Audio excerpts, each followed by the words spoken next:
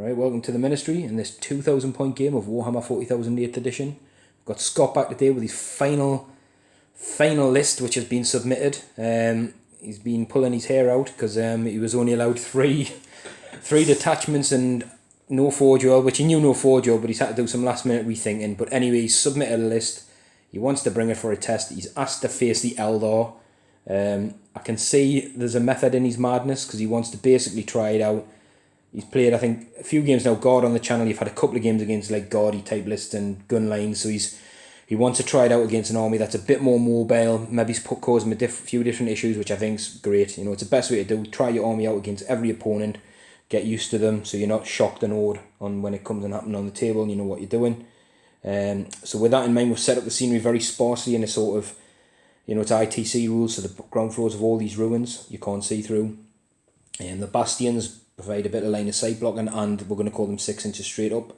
The craters in the middle there obviously are craters, -2 to charge through, cover saves for infantry, and line of sight blocking with these things. So we've had to roll off to place objective markers. So as you can see, there's 1 there, 6 is there. I'll come around because there's a 1 in the building down there, number 4. Put 1 out in the open there, 5. 1 down here, 3, and I think the other one's behind those green bits, yeah. 2's behind these craters, yeah. So it's another one of these missions that's a mix of there we go. It's a mix of Maelstrom and Eternal War.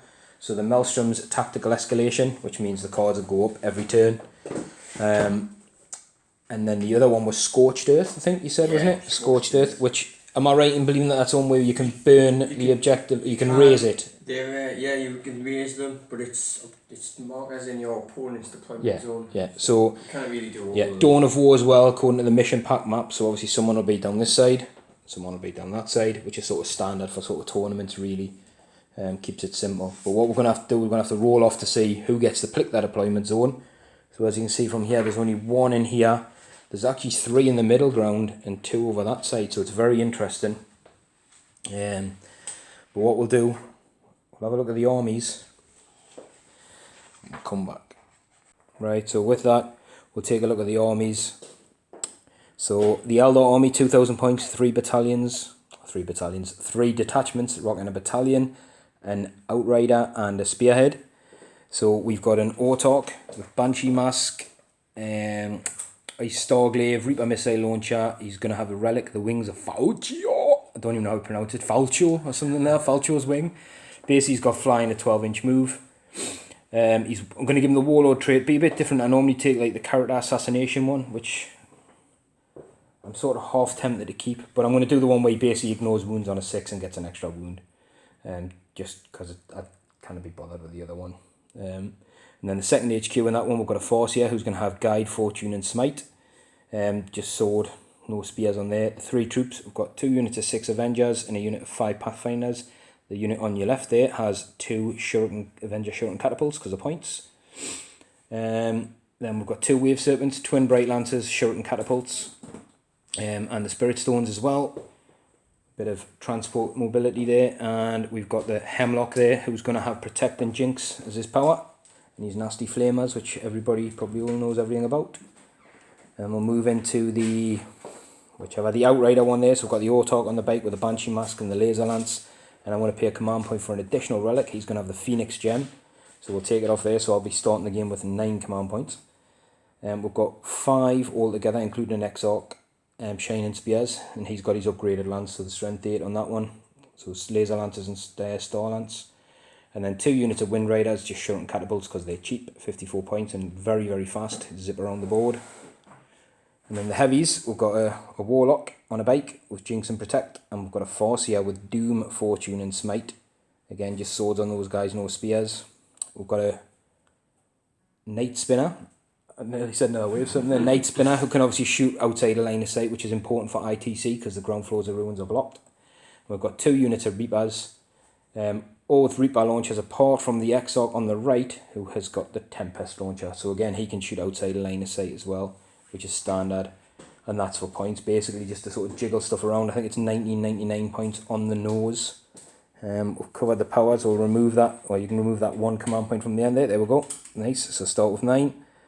And like I said, 1999 points.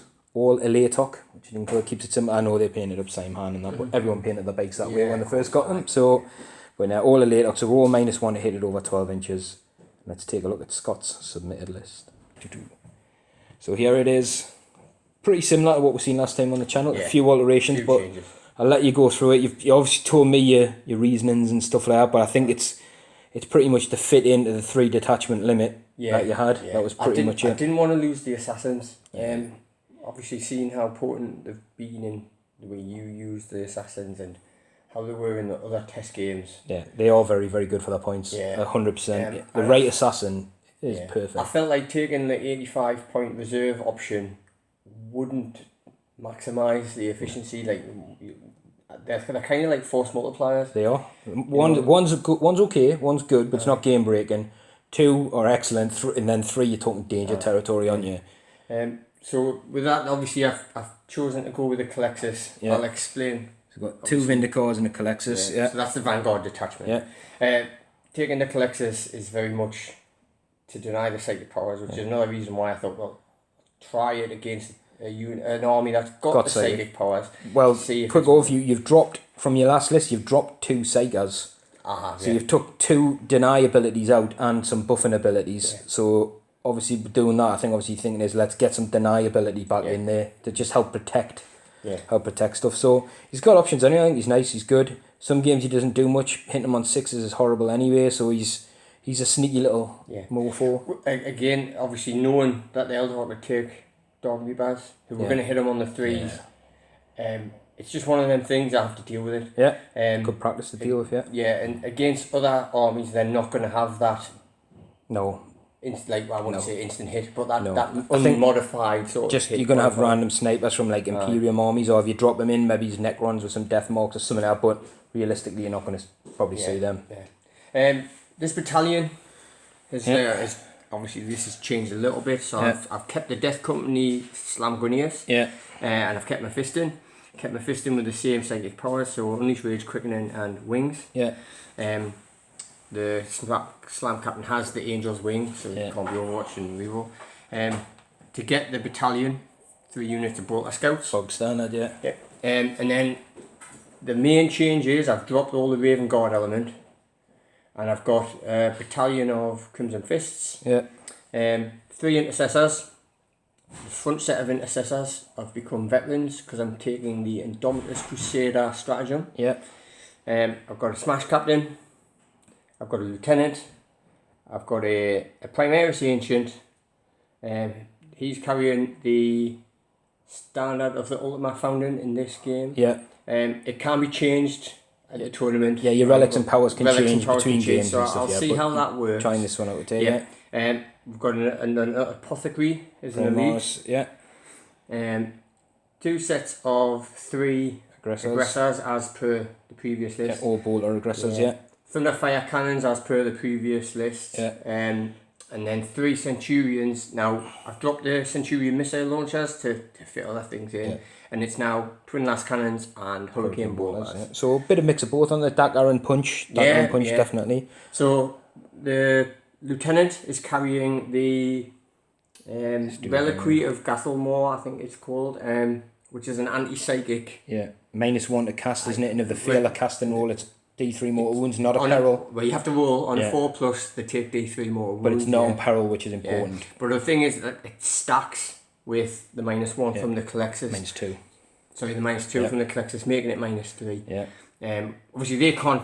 I asked previously to someone who's more smarter than me. They can't stack the Colexis. You know, like if you were to take 2 or 3 Colexis. Oh, yeah. They don't stack with each other. But the relic. Yeah, because it's a separate ability. Yeah. It's not the same ability. Same ability repeated, yeah. No, that's good. Very good. So you've got a lot of punch there. You've got a decent amount of bodies as well. You know, the scouts are good. It'll be a very interesting fight. Honestly, you're foot slogging. Yeah. But with these guys, you've got the ability to start further out if need be. Well, you've got pretty much, I would say, this whole thing's these might sit and hold, but this whole element here is pretty much going to push forward. Well, it's foot mobile, and against the Eldar, we've had a couple of chats about it, how to deal with them and stuff. You fought the Eldar before, but you know what you want to get is in a dominant position. If you're chasing the Eldar around the edges of the board, you're in a losing game. So the middle ground's going to be very important for you, because these guys coming back to life on 4s and doing stuff, or even the Centurions, and potentially being healed up, means I know what I've got to do in this game. I think there's You've given me potential threats. The slam captains, the aggressors will rinse my infantry, the thunderfire cannons are going to tickle stuff that I would normally hide. And then I've got to, depend on what you do with centurions and stuff and your aggressors, I'm expecting you to march up the board, because that is what I would do. March up. They don't get any penalties to the hit moves, so march up, get in a good position, and I've got to try and kill them before they get within a shooty back position. So it should be a very interesting game. The mission, like we said, we covered it. Look, we've seen the differences in troops. There's not... your troops are a lot tougher than mine, that's for sure. Probably mine looks different, so tanks. A few tanks there, 3 tanks. But the Scorched Earth is basically at the end of each turn, which is player turn, the objectives are worth a point, and if it's in your opponent's half, you can choose to raise it or get rid of it, basically, and it gives you D3 points. So some good scoring there. Quite easy one to follow as well for a tournament. It's not too much involved. And the tactical escalation as well. Turn 1 is 1 card, turn 2, 2 cards, turn 3, etc. To a maximum of 6. To a maximum of 6, yeah. So it should be quite easy to follow. We've covered everything there. Let's get these armies set up and ready to rock and roll. Right, so that took Scott forever. Nah, we're just kidding. It did take him a little while. He's a lot of things, because potentially rolled off the Eldar. Scott picked this deployment side, which meant I had to set up my army first, but choose if I want to go first or second. So Scott hummed and hawed about, obviously he can sit scouts on all these mid-table objectives, but he doesn't want to give up kill points quite early on. There's up to 6 to get, wasn't it? Maximum of 6 for the kill points. So with that, he's got his castle down here, his 2 assassins hiding here, the smash captain, Mephiston, both thunderfire cannon centurions, and then obviously just a big blob of everything else bar a couple of scout units, really. Isn't there 2 in there? See, two, yeah. So he's leaving the middle objectives unguarded for now. Down here we've got the Night Spinner, jet bikes. This is what I call the command tanks. It's got the Alaitoc, the Reapers, the Force here in. We've got the plane. This has got 2 squads of Avengers. Then we've got our other little Alaitoc psych element down here, and a few little guys down here. So obviously I think his plan is obviously just ignore this one unless it comes up, which would be a bit problematic for him, but not the end of the world. So with that, I think I am going to choose to go first, unless you want to try and seize. I'll try and seize. You may as well. Yeah, just to... I thought you were going to there. I don't know what do I do if I was go humming first. and hawing as well. Like I'm sort of like, I quite do want you to go first, but at the same time, like if I can get the stuff in the hurt on early turns, then as long as I get a good card, then I could potentially score quite big. Because your troops aren't within 3 of this yet, are they? No. Right. Okay. What we'll do then? We'll come back after the Eldar have moved. Turn 1.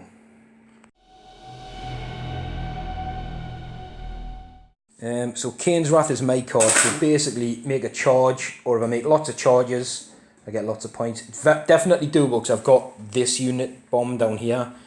But if I do that, it opens them up to a world of pain from everything else that's going to pop around this corner and down here. So definitely doable. Each of these is worth a point at the end of the turn, worth remembering. Obviously there's 2 in my deployment zones that can be raised. Whew, right, my movement. Let's kill some Marines. So, right, stayed still. Hummed and hawed about moving these guys, have stayed still. These guys have got out, they can move and fire unhindered. What I haven't done is move the Wave Serpent. So this guy, I'll move in a second. I know where I'm going. I'm basically going that way. But we'll do that in a second. Scouts have stayed still. They've got like line of sight up here to some guys. They've moved over to secure that. These have jumped over here, so I've got the Alaitoc, Forcia, Warlock. Lots of units in there to get that charge thing off. Not really wanting to kill the scouts, but you've got to do what the cards say. And if I can clear them out, that'll be pretty good. And then the plane's moved up here. Staying well away from 3, so you kind of heroically intervene. And my plan for this, just to tell people, is basically he'll have to cast wings on Mephiston if he wants to go and get it, which is fine, but I can overwatch him, or even the Smash Captain that's in there. I'm not bothered, they can be overwatched. Can't overwatch this guy, but then if he comes back this way, obviously it's spreading out his stuff, gives me an extra few turns to deal with him.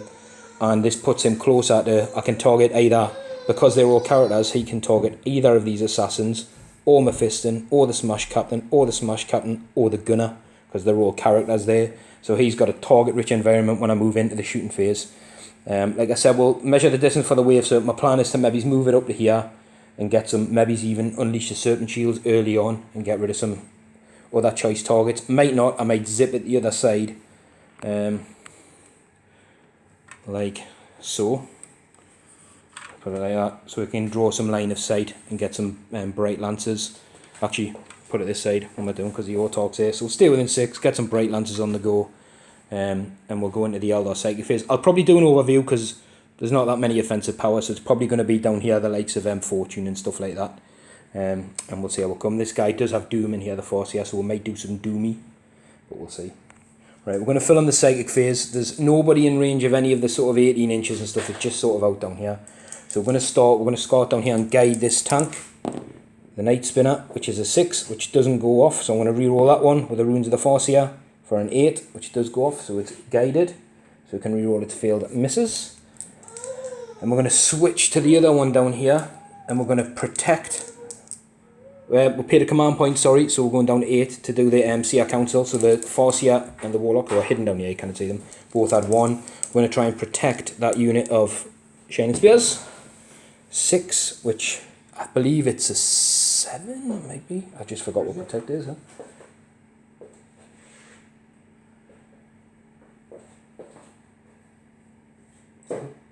It's a 7, so it does go off because we've got the +1, 6, 7. So that goes off, so they're protected. That's why I thought it was fine. I didn't think I'd fail. I think it was like an 8. Then the Farseer in there is going to Fortune, the same unit. We've hummed and hawed about doing this on Reapers and stuff, but I think they're going to need a lot of help. Yep, so they are fortuned. And then what we're going to do...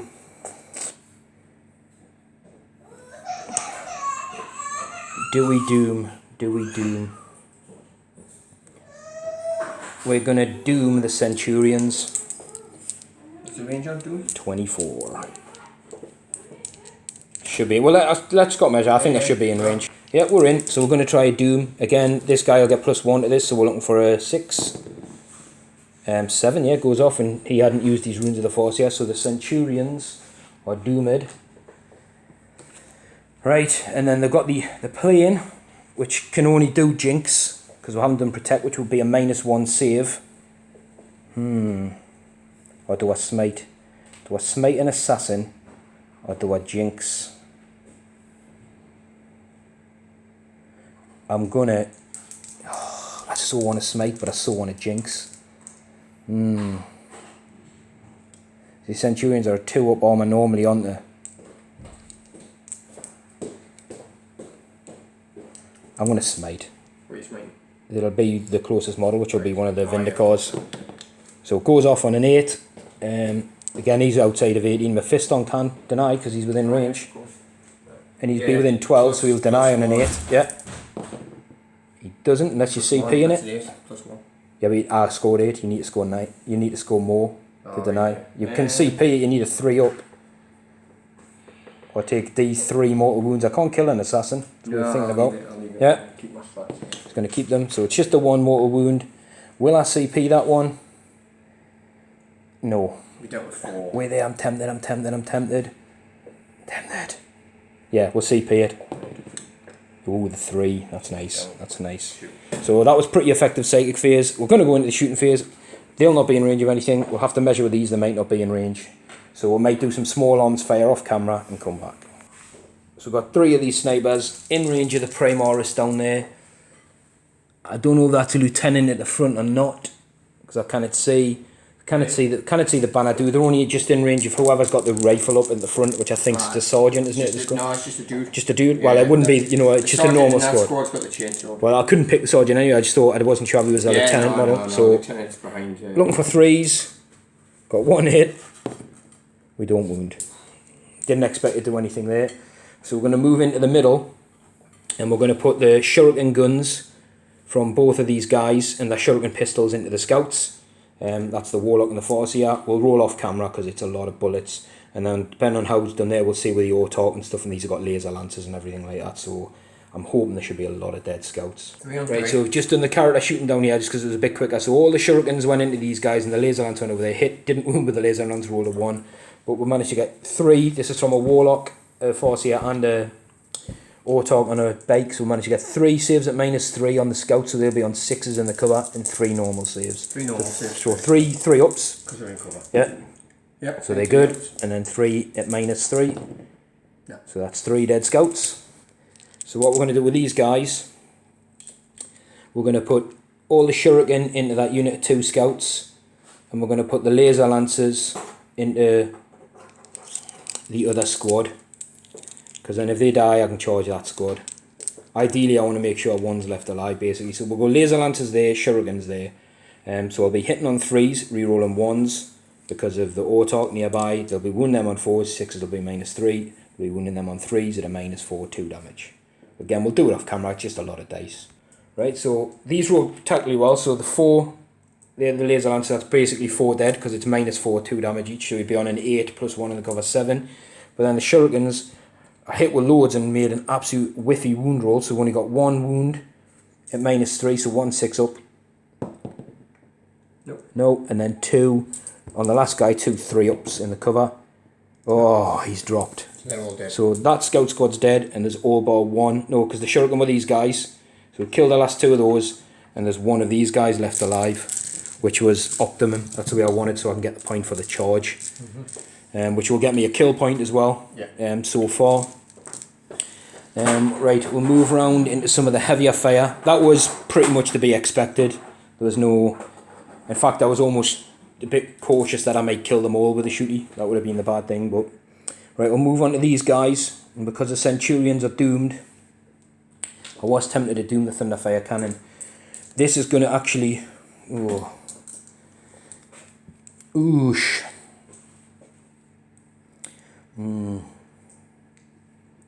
Oh, so you've got Humming and Horror now. Right, first squad of Reapers at the Centurions. This will be the one with the Exarch who's got... in the ground flooding. Oh, they are. They are. I can see down over to this guy though. The ground floor ends there. Right. So I can see the back guy. Sorry, I said Centurion. The Exarch can reroll 1s because they're not in range of the Autarch. What do I go?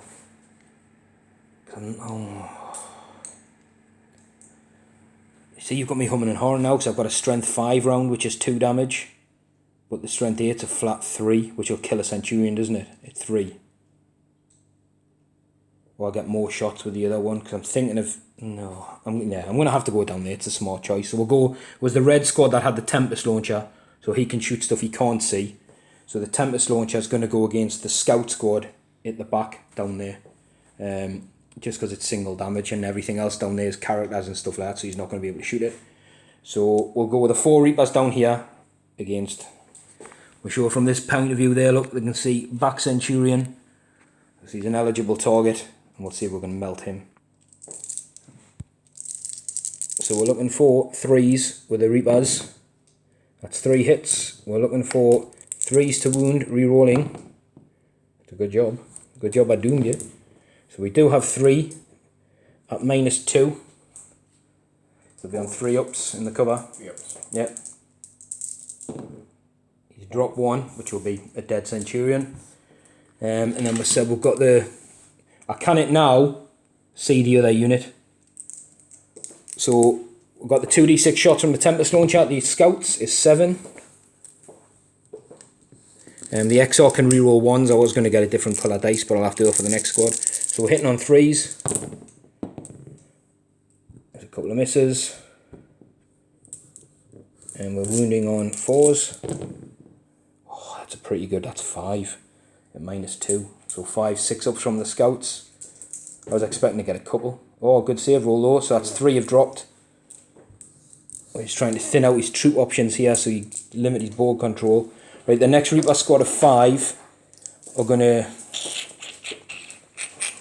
What can I see? I'm trying to get down there. I can't see anything down there. I can't see the Thunderfire cannon. I can't see anything. I don't think I can see anything with that second squad of Reapers, so we'll just have to keep them there. Tempted to fire and fade with them, but... No, we'll keep it right. That'll just be as it is then. So what we'll do, we'll go to the tank. What am I going to shoot? I'm going to try and get rid of one of those Thunderfire cannons, I think. Yeah, I'd say the Thunderfire cannons will go for the kill points on the scouts, which I'm not that bothered about at the minute. So we'll go for the Thunderfire cannon. We'll say the closest one. So that's 9 shots. And this guy is guided, so he'll be hitting on 3s. You could reroll 1s because the Autoc's within 6, but it doesn't matter. You can reroll them all. Oh, he's hit with everything. It's strength 7, so I think it's 3s to wound. And you're not doomed. I was tempted to doom the Thunderfire, but I thought my Reapers might have been able to see you guys. So we've got 6 saves. There's no 6s, so it's just a flat save. So it's 3 ups, I think, on the gun. He's failed 3, it's 2 damage each. I think that's a dead gun. And this guy, he needs to optimise what he can do this turn. So I'm going to split my fire, which always works well, doesn't it? I'm going to split my fire and go D3 into the assassin and D3 into the other assassin. So the one on the wounded one is 1, and the one on the non-wounded one is 2. These are auto hits with the flamers. So we'll be wounding on 2s. On the, obviously that's the one with 2. And then on the other guy, yeah, so we've got 1 wound. It's -4, but you'll be on 4 up invuns. Yeah, so do you want to do the wounded guy first? Yeah.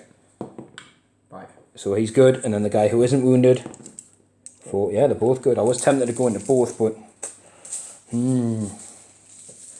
that didn't go as well as planned. And like I said, these guys, the Reapers, can't shoot at anything. There's nothing they can see down there. They're just basically in a position for next turn, whether they're alive or not. But it was important to get them in the cover anyway, and the best firing position they could have had on the board anyway. So with that, I think that brings an end to the shooting phase. I'm not going to use the fire and fade strat because we had a look at it before. We'll go into the charge phase. We're going to just, you know what, now I'm tempted to go with the Autoc because you can't Overwatch, but I'm just going to go with the Shining Spears anyway, into that scout to try and get the point for the card. We're not going to unleash any Serpent Shields or anything like that because it's got to be closest, I think it's closest visible unit. I'm going to double check. If it's not closest visible, I'm tempted to unleash a shield into those Centurions, but I'll have a check. Yeah. So the charge phase, Shining Spears, well, they only needed like Snake Eyes anyway, but they're definitely in. Are you going to do a grenade or are you going to do sniper? Bolt gun. Or bolt gun? Yeah, you not fancy a crack grenade? A D3 damage? It's a crack grenade, black for crack. Might as well, well, it's got a chance of killing the bike. Do anything. So it doesn't hit. So we'll move the bikes in. I think that's a pretty foregone conclusion that scout is well in fact dead. We'll go with, there's no other charges. The Exarch on his own would have got 1 hit, rerolling 1s because the Autoc is still within 6. Just a 1 hit. He would have wounded on a 2. He would have failed. Would I CP it? Nah, because there's enough other attacks, I think. In fact, I think he gets 4 attacks. Right, so we'll go into the other guys, 2 attacks each. Rerolling 1s because of the Autoc. That's better, so they all hit. We're looking for 3s to kill because it's -4. Yeah, he's definitely dead. So that's another kill point, and it's going to be a point. I was tempted to charge 3 units, but I wouldn't have. I wouldn't have been able to fit everyone in unless I come around the outside of the building, which I was tempted to do. But being there does hide them from a lot of shooty from like the ground level and all this kind of stuff here. And I just want to shield my characters basically as well as best as I can. Don't want to step them out of line of sight for these guys. So what's the card? So the card I would score is called Kane's Wrath. Oh, sorry, on this one as well, we have to pick a type of card, and I pick Purge for an extra point, but it's not a Purge card. I don't think, anyway. It's a Craftworld card, it is. So it's score 1 victory point if I made a charge.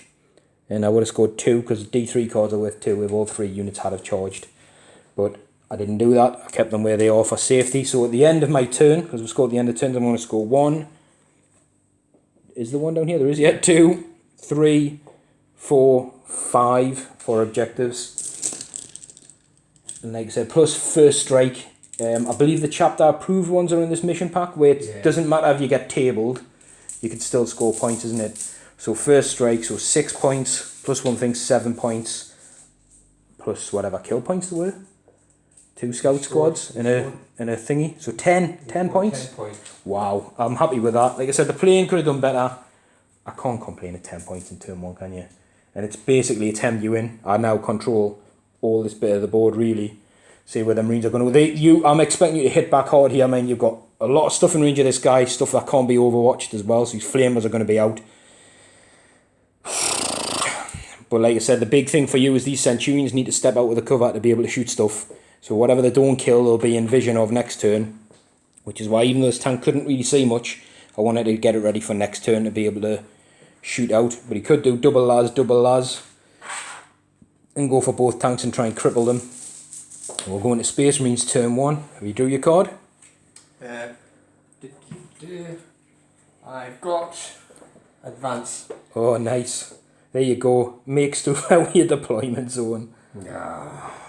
I think actually I ditched that card out of my deck because it was ditch 6, wasn't it? I ditched 6. I won't be able to score it this turn. I'll just keep it for another turn. Yeah, we keep it for now. Eventually. Well, you might get it if I kill everything. Yeah.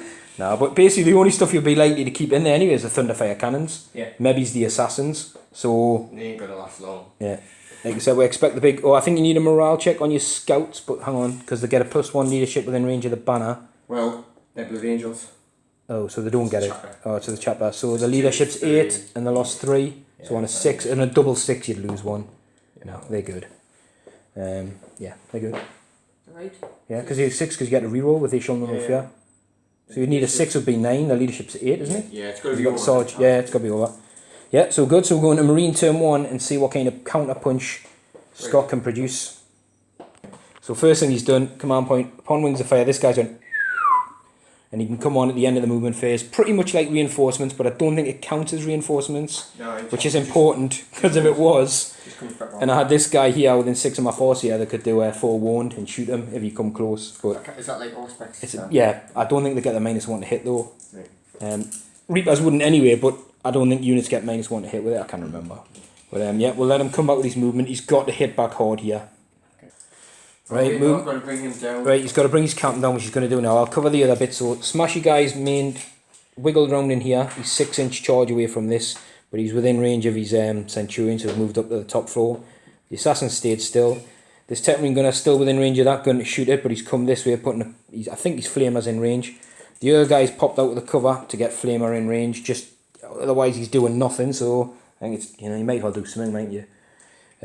Round here, at different stages, the aggressors both advanced, both roll of 5 got 10 inches, so these guys hopped up. These guys sort of went up, over, down and out an inch or two.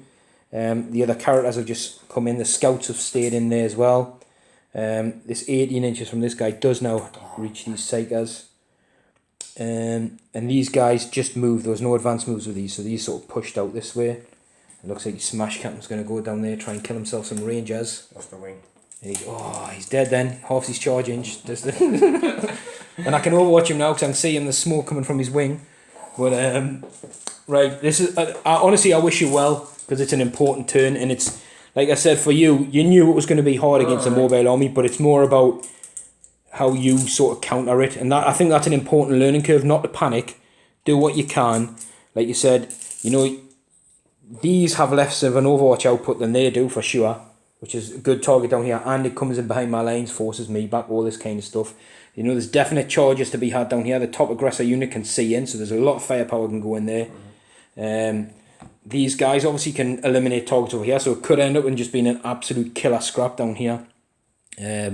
But with that in mind, we're going to go into the psychic phase. It's obviously just Mephisto. Oh no, yeah, sorry, the guy dropped there, didn't he? So he dropped there. So we've got Mephisto into rock. Yep. I'll have to see how many people are within 24. Definitely got a Warlock and a Force down here. Yeah, there was 7. Right, so his first power is going for quickening on himself. So he's looking for a 7. Yes. He's got it on an 11. You know what? I can deny 3 with the people in here. The Force can do 2. The Warlock can do 1. Let's go with the Force first. Okay, so the Farseer is within 18 inches of the Colexus. He is, yeah. So it'll be -2 to your deny roll. Is it? Yeah. Well, I can't deny then. Because it's an 11. Yeah. It'll be 13. So can't deny that one. Yeah, so you go for your next power. So quickening is off. And then wings, which is on a 5. Yeah. So wings goes off on a 9. 9. So I need an 11 to deny it. So we'll try with the Farseer again. Well, look, I'll reroll both because he can. I was hoping to get like a 6 and then try and get it. So nah, we don't deny it. He's got both his powers off. Doom is still technically on the Centurions, but I don't think it's going to make any difference because they're not going to go into combat or anything like that. So, right. Okay. Shooting phase? Shooting phase, yeah. Oh wait, I have to fly and fist him. course. Oh yeah, so he's going to fly in there. So he's going to jump over. Wings. Quick and end.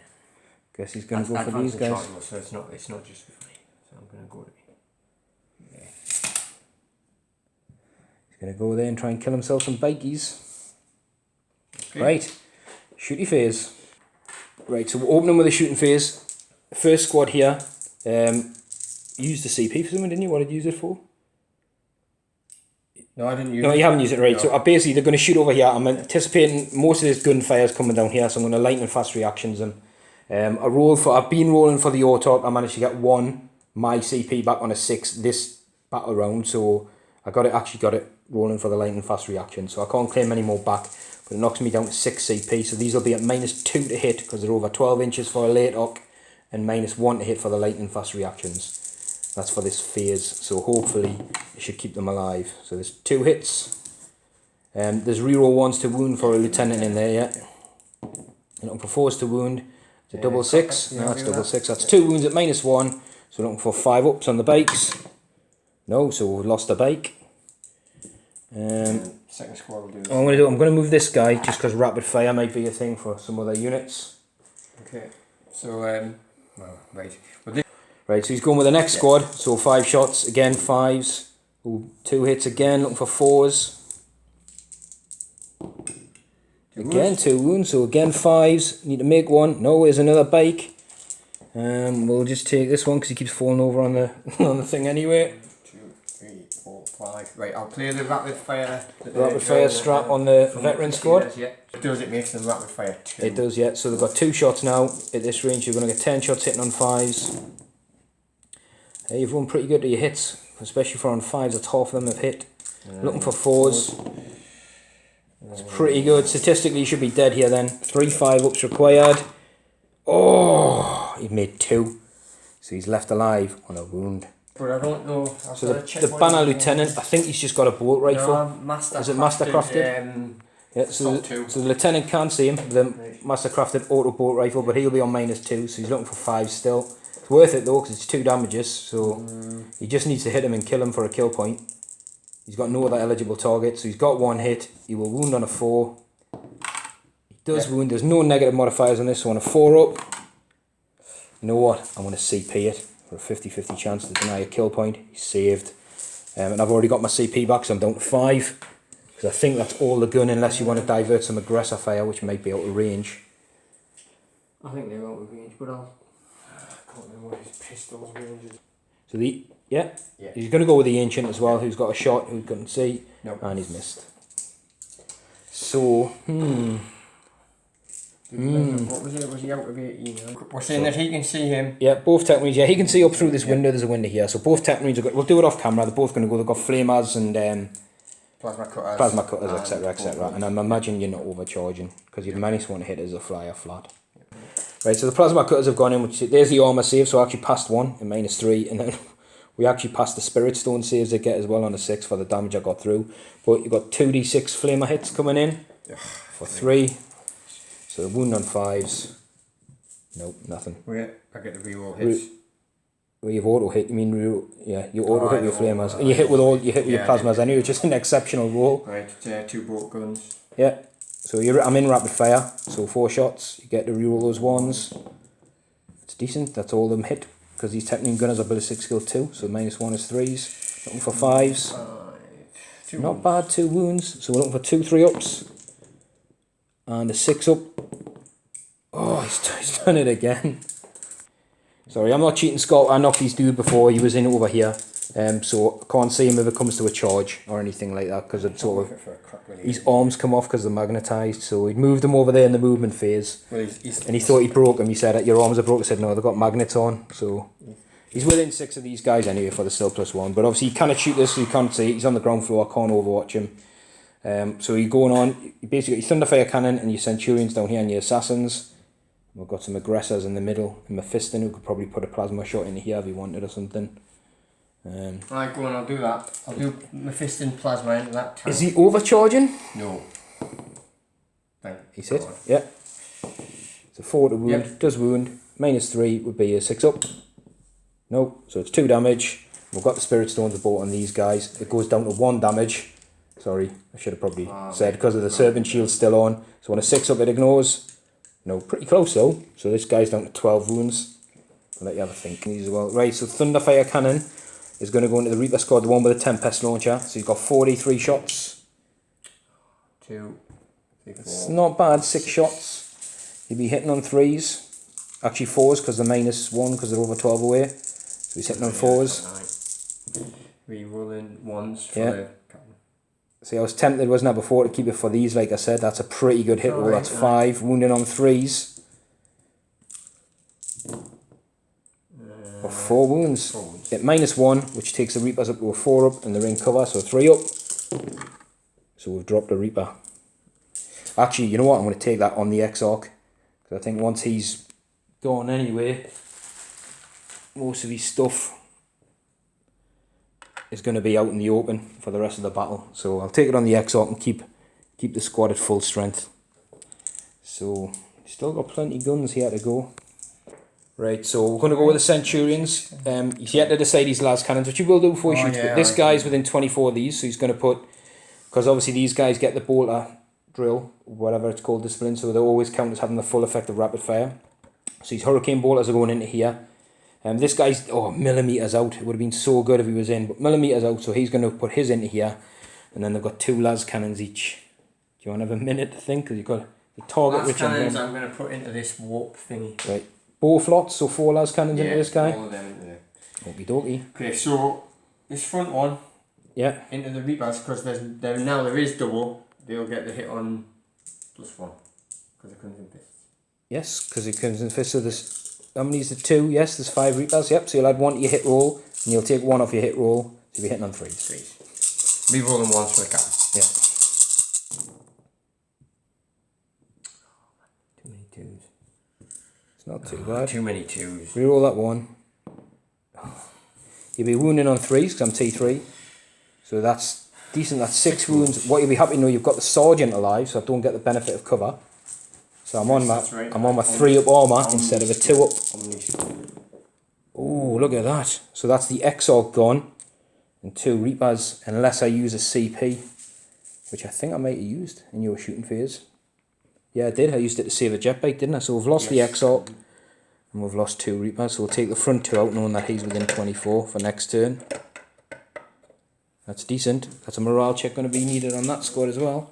And then the rear guy shooting at the hemlock. So we'll just put a 3 there, so we know we've lost some Reapers. So hitting on 4s. Yeah. Is that right? He's -1. Well, he is -1, yeah, and I'm not double what you are. So you'd be normally 3s, 4s because he's a flyer, and you're within 12, so you're not getting the additional -1. It's a pretty good hit roll. Get to reroll that. Hey, your hit rolls have been pretty good so far. Then we're looking for 5s and 6s to wound. Just the 1. 1 3 up. And 1 6 up. Oh. Yeah, he's made 3 of them. I'd rather make the 3 up, it saves attention and saves time. Right. So the las cannons anyway, we've got all 4 big guys coming into my tank. So hitting on 3s normally, rerolling 1s. -1 because he's over 12 inches away, so 4s. Rerolling 1s. So you've got 2 hits, you'll be wound on 3s, 1 wound, are you CP in that one? Yeah.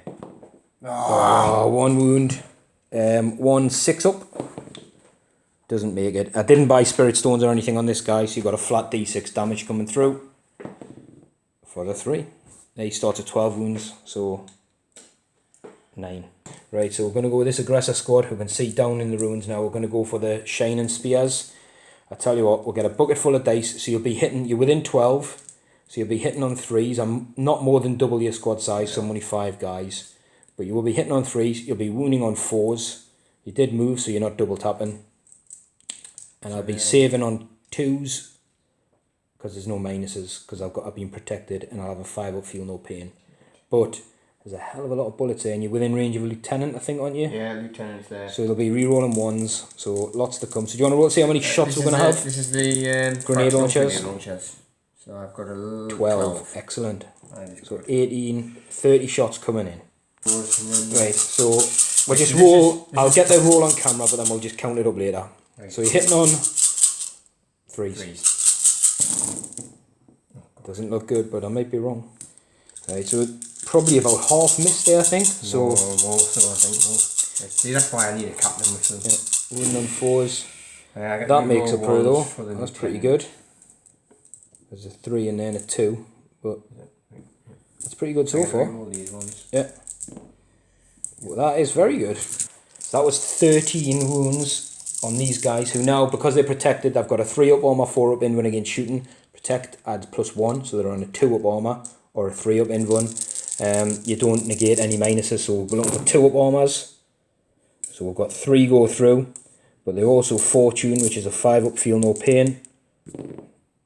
So 2, so we'll lose a bike. And what I'm going to do, I'm going to take the front bike just to make that charge distance a little longer for anyone coming in. Sorry, 4-year-olds just point out, so these guys can't see through the ground floor rooms, but they can see. The jet bikes are high enough that they can actually see them over. So he's got 18 plus 3d6 shots from these guys. So another 7. Not bad. Get the big rolls and come back with the totals. You want your captain down there.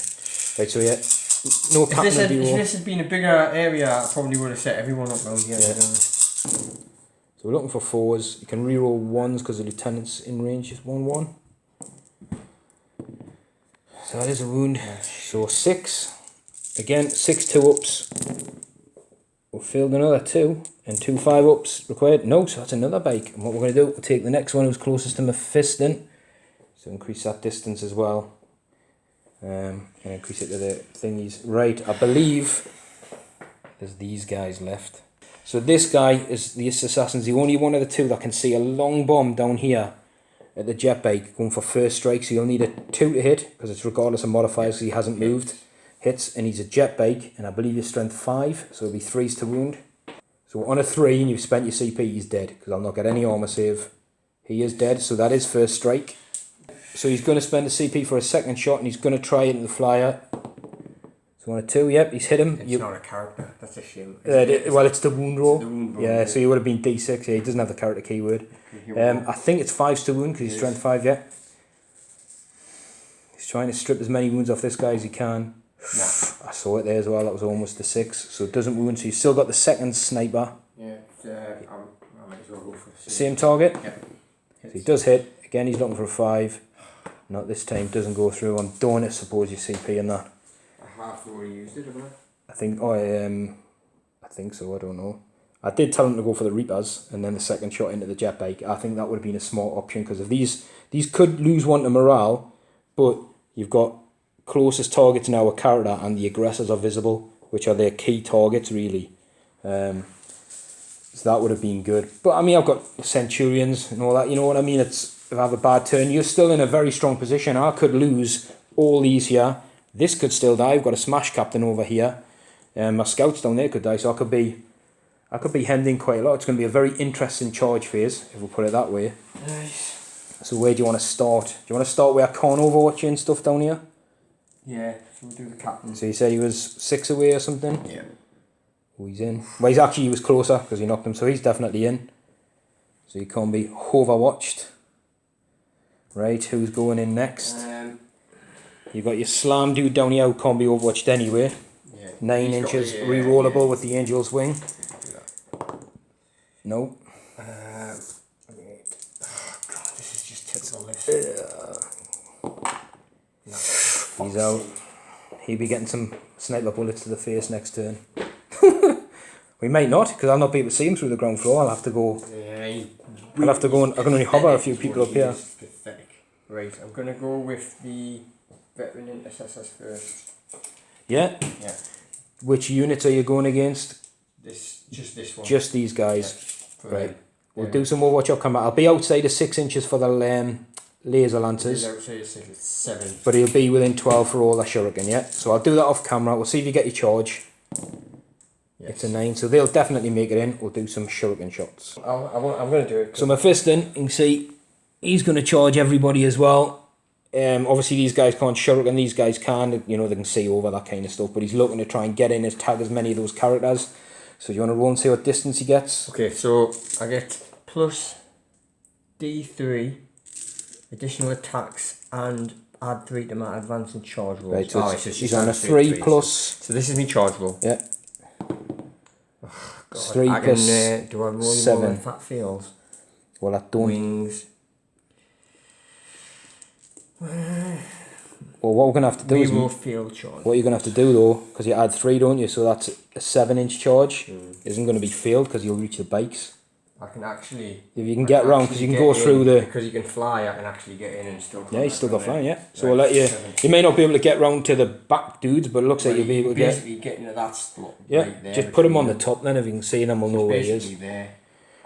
Right. So we'll do some Overwatch off camera, but he's made it into combat. I'll do my D3 for the attacks then as well. So he's going to be on 3 extra attacks, right? We'll do some Overwatch. So Mephiston's on the ground floor there in that little gap. We're obviously not going to do it round. What we're going to do, the Warlock that's round here, they'll just pile in to Mephiston, like this side. Basically, it's going to get messy. He's going to go like here. But I'll leave him up there now on the top level for now, because that's the end of the charge phase. Although no, you charged him as well, didn't you? Yeah, the charge holder. This little guy, I'll pop in against the Intercessors then, because they didn't declare him as a charge target, just to keep him away from Mephiston in case he decides to swing at everybody with a million attacks. I put a couple of hits on him, couple of wounds, and he failed 1 save, passed his feel no pain basically. So no wounds done. I think that's it for charge. You're right, the aggressors did advance, so they couldn't charge if people are wondering why. So we'll go into the assault phase. Worth bearing in mind that do have points to basically make you minuses to hit and potentially interrupt. So we'll let Scott have a good think about where he wants to start his assault down here. So Mephiston's going to split his attacks 3 into the Farseer and 4 into the Autarch. Yeah, so do the Autarch first, hitting on 2s. Got no wheels or anything like that. No. 3 hits. And I'm T4. Oh, sorry. You're still wounding on 2s, yeah? Well, there would have been 2s anyway. 3 wounds, yeah, because he charges anyway, but he's maxed out. So we're looking for 4 up in wounds. We've passed 2. You know what, we'll let that go through because he can't die. He's got 6 wounds. It's going to be D3 damage, I believe, from Mephiston's strike. For the 3. Nice. Nothing I can do about that, so he's took 3. He's down to 3. Okay. Any attacks on the Farseer? Ooh, just 1 hit this time. 2 to wound again. Yep. He does wound just on a 2. And he's saved. They've soaked it up. Right, you know what? I think I might pay the points to interrupt. Even though I'm going to be wounding you on 5s. Because I think... Let's have a think. No, I'm going to keep the points. What I'm humming horn as well is lightning fast reactions for 2 CP to make them harder to hit. I'm just going to let the Marines go for it. Because I think... I want to keep as many of those bikes alive as I can though. How many CP am I on? 5.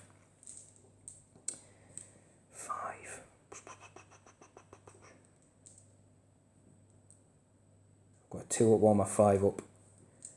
It's really difficult this, because if I can keep a lot of them alive and attack back, because I'm not getting my better strength yet, what am I likely to spend the CP on?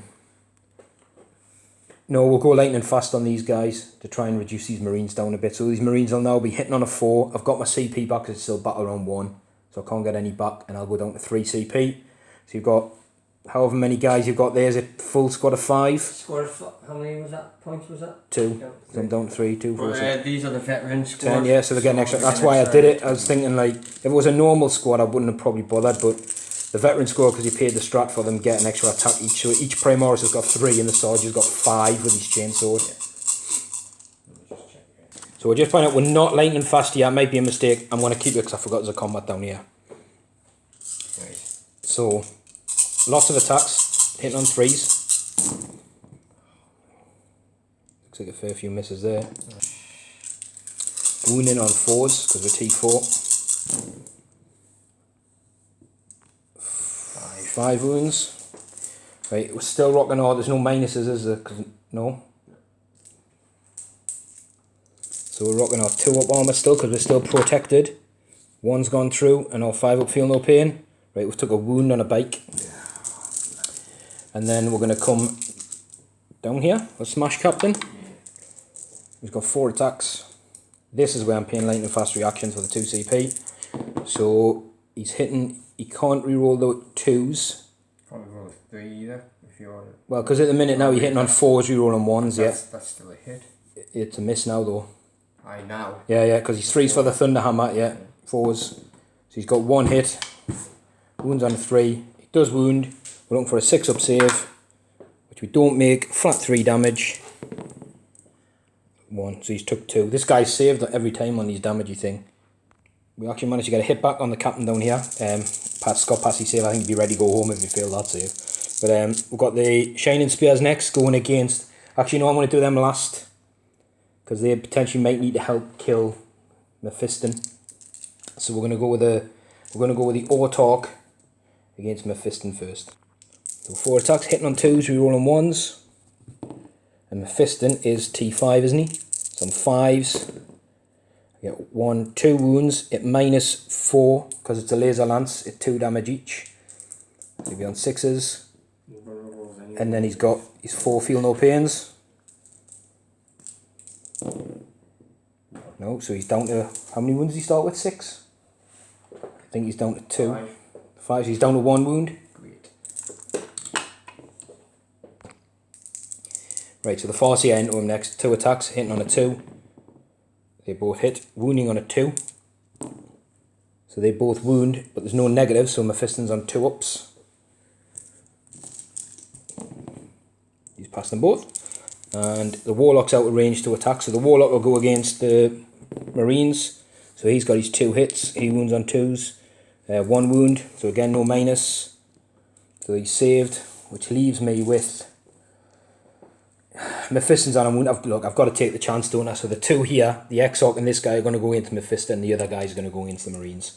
So the guy against the Marines has got 2 hits. We've got no wounds because we're strength 3. And then we've got the... I'll roll them all together because, like I said, I didn't charge, so I'm not getting the strength bonus. So we've got 3 attacks from the Exarch, 2 from the normal guy, hitting on 3s, rerolling 1s. The Alaitoc's nearby. And we're looking for 5s and 6 for a wound on material. Oh, Mephiston, nothing. So you will survive. I'm going to make him fight again. And paying the 3 CP? Yeah. Does that rock you out of CP? Yeah. Right, so how are you doing your attacks this time? Because you've still got the bonus attacks on, haven't you, for the 3? You don't change that? Yeah. I'll do... I'll let you have a think, because I'll that's do the same again. You're just going for the characters, yeah? Yeah, 3 into the Warlock, 3 into the Farseer. 4 into the Alaitoc, 3 into the Farseer. Yeah. Oh man. 3 hits. Yeah. 3 wounds this time, so 3 4-ups. I didn't use a CP yet in this fight phase. So he's passed 1. He's got 3 wounds left. He D3. We're going to say I was going to command point 1 for his save. No, so it goes through. So 3. 5. So he's dead.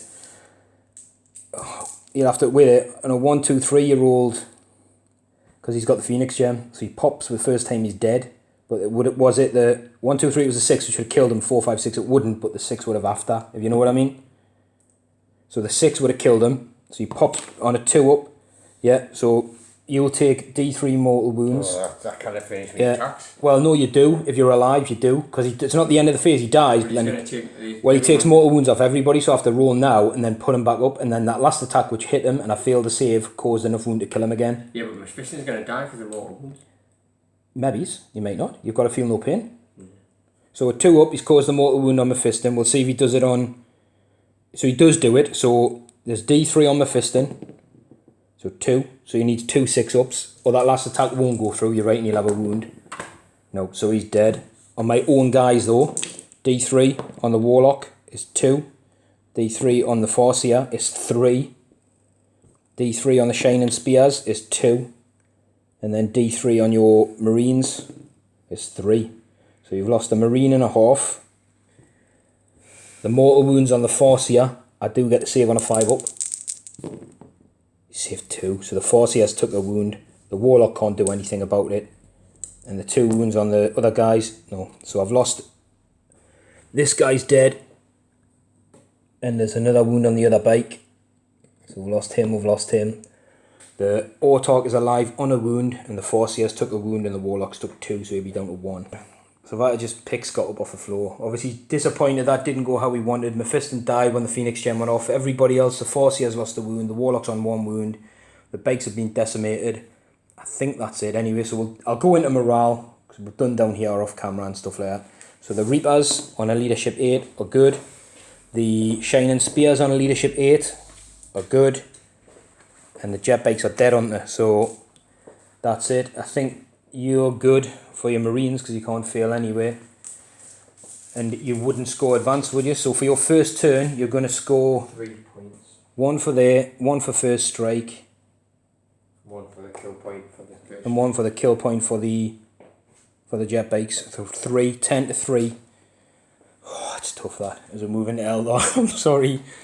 You wanted Eldar, you keep saying. I just... As we move into Eldar turn 2.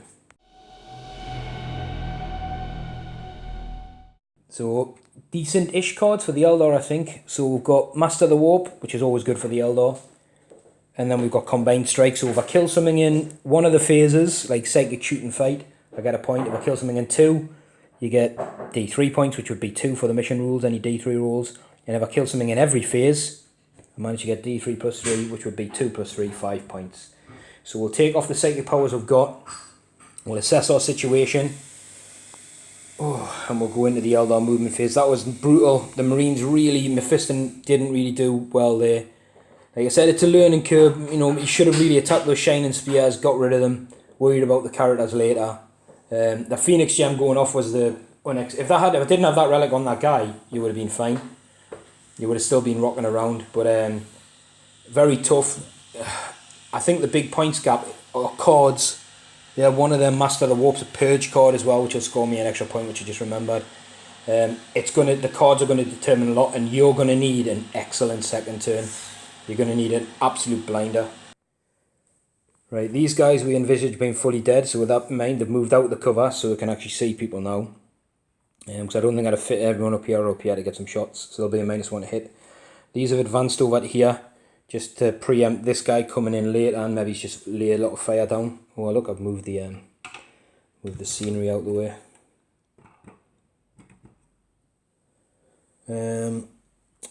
The Warlock has stayed in combat. The Autoc and the Forcier weren't now in combat, so the Autoc's moved over. The Forcier's, sorry, he shunted up a little bit to there, so he's a few inches away. These guys, the Shining Spears, did fall out of combat, so they fell out forwards. There's a squad of Dire Avengers got out into the cover here, and a squad got out to sit on 6, basically to put them within 18 inches of that. Some careful measuring keeps us 24 inches away from that captain, so if he does want to charge him, it's a full 12-inch charge. The 2 wave serpents stayed still, so we can bring the full guns to bear, no minuses. This Autoc stayed still, because you can see right through to that aggressor unit down there, standing up on there. Again, stayed still with everything down here, and the Flyer just sort of pivoted this way, so it's got a choice targets with an 18. Your Psychic dude is somewhere. I don't know where he is, but he'll be no doubt in a good way to deny those Psychers in the middle of the table anyway. So with that in mind, I'm going to start with the Psychic powers down here, and I'm going to guide the tank again with a Forcier. Right, I'm going to reroll both of those. They need to go off. Yeah, it goes off, so the tank is guided. And he's going to Fortune with his second power. This squad of Reapers, the big squad. 7, yeah, goes off. Because I've got a feeling they're going to come into some fire this turn. So we'll Fortune them. So that's his 2 powers. Right, I'm going to beat a -3, I think now. We're going to have to measure because it's 18 inches. Yeah. It's 18, yeah. Yeah. Right. Right, so we'll try with I've got 3 command points left, so what I'm going to do is I'm going to spend a command point on the Seer Council again. So it's a new battle round. Do I get it back with me Autoc? I do, so you can have the command point back. So basically they add 1, so -2.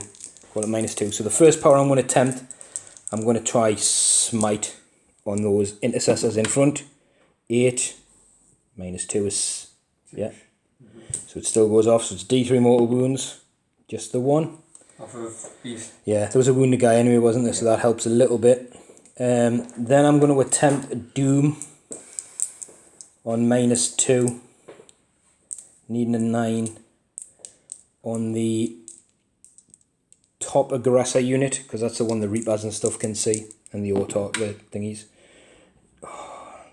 Can reroll.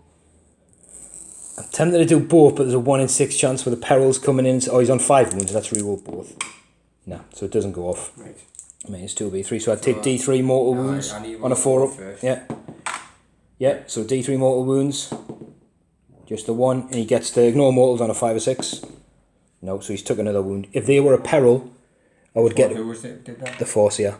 So I'm not going to cast with a warlock because he's only on 1, but it's important because it doesn't say they suffer perils of the warp, because he ignores them on a 2 up if it's a perils. No, it's just one. So he just took the mortal wound. So that's the end of the psychic phase. We're going to keep it quite cautious. Oh, sorry, it's not this guy, but I think he'll be within 18 as well, won't he? Oh yeah, definitely. He will jinx the Centurions.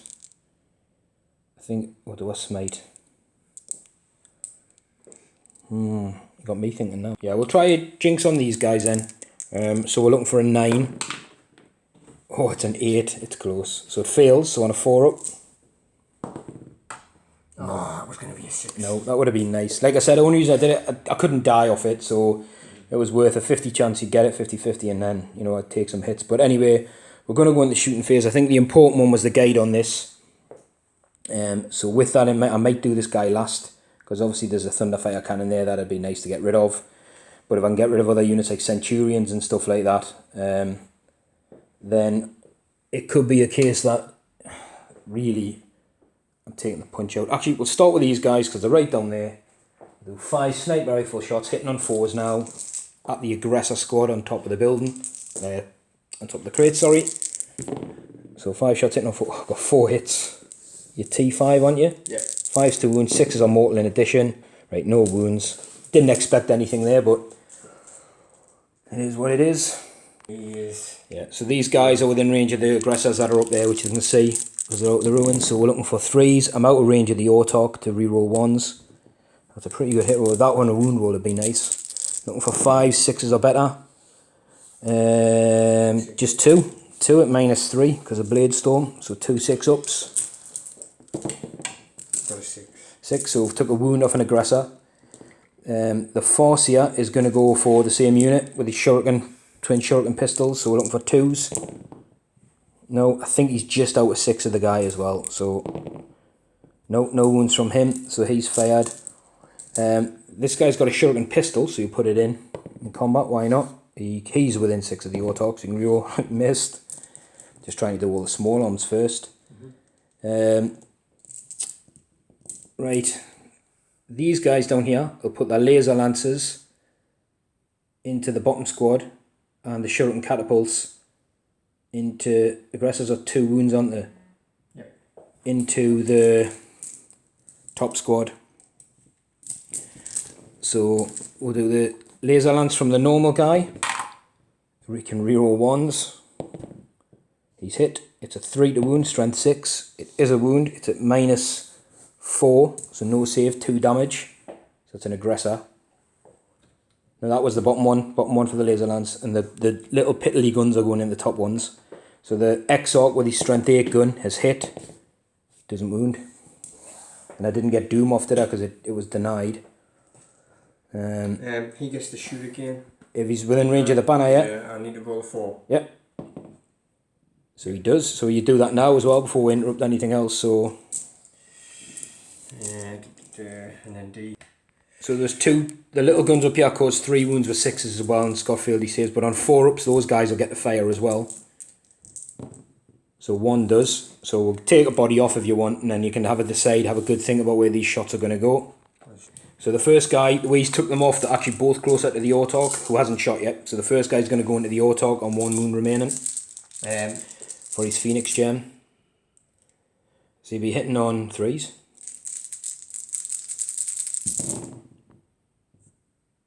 Should get him here, you know. These will wound on 4s. He rolled for his extra grenades as well. He's so rolling 1. yeah. I think you've definitely got him, unless I pull out an absolute blinder. 9. Yeah, 9. That's the best bit of shooting I've done yet. I said the banner. If you're going to take those guys, you have to buy the banner. Because obviously what I needed to do was try and kill them before I got close, but mission dictated I couldn't, so... Oh, look at that. So he's dropped 3, so he's dead. Right, does he get to do his thing again? No, that's it. It's the first time he dies, so that's the Autarch gone. So the second guy who then died can decide he's probably going to shoot at the same unit that just shot him, I'd imagine. Yeah, so he's going to go, the next guy that died is going to go against the Shining Spears. I think you should get them here. You should definitely get them. Oh, man. Yeah, it's pretty bad. Looks like 5 hits. 4s to wound, rerolling 1s because he is within range of the banner still. 3, 4, 4 wounds, so we're looking for a 3-up save. I drop a wound. I don't have fortune on anymore, so that is the little dude dead on the bike, leaving us with 1. That's pretty good. Me bad, I should have stopped. If I was being properly ruthless, I should have shot with the Autarch first because I knew he couldn't have, you know, he would have at least done something. But or the plane. But either way, they were going to do, like I said from the start, I needed to deal with those guys outside of 18, but the way the game dictates, I couldn't. I had to deal with them there. So what we'll do is, we'll do some small arms here against the Centurions. I think this guy can just see those guys to do, he might be outside of 12. We're going to have to measure up some ranges and stuff. But anyway, the Bright Lancers down here, we'll do this guy because he's going against the Centurions. He's got nothing else really in range with these other guns. Whoa, unless, nah, there'd still be other stuff closer than Assassins. So we'll go Bright Lancers, hitting on 3s, rerolling 1s because he hasn't moved. So we've got 1 hit. We're wounding on 3s because it's strength 8. It is a wound, so it's -4. So that's 6 up, but you're in cover 5 up. Oh, your Centurions, oh, you save well. Well, they didn't save the first one, though. If this guy's within range with his shuriken, he'll put them that way, because I don't think he's within 12 of anything else. But the Bright Lancers will go into the Centurions as well. He's not within range of an Autarch, so he's got 1 hit. And he doesn't wound. They weren't doomed either, were they? No, because it didn't go off his turn. Nobody got doomed. I'm going to leave that as it is for now then. So the Bright Lancers whiff. These guys will go into the Centurions as well. We'll do that off camera. So the Dire Avengers managed to get 3 normal wounds and 2 Bladestorm wounds. So 3 2-ups. They're all good. And then 3 5-ups. Because you're 2-up armor, aren't you?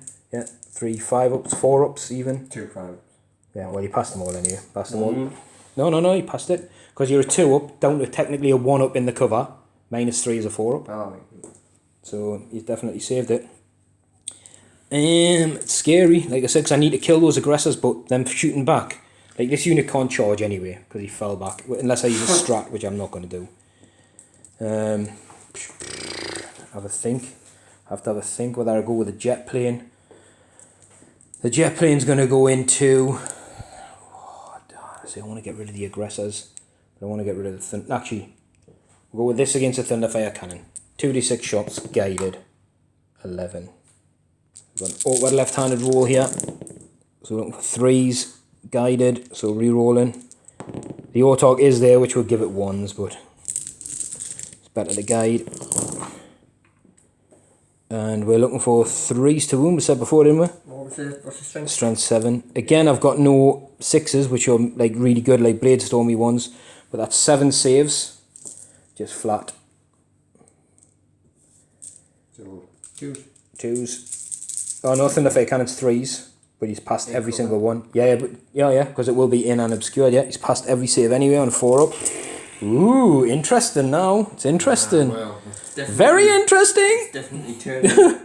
I said, if I have a bad turn and you have a really good turn, it could swing it back round. I mean, at the minute I've scored, I got, what did I get off power-wise? I got Fortune, I got Guide.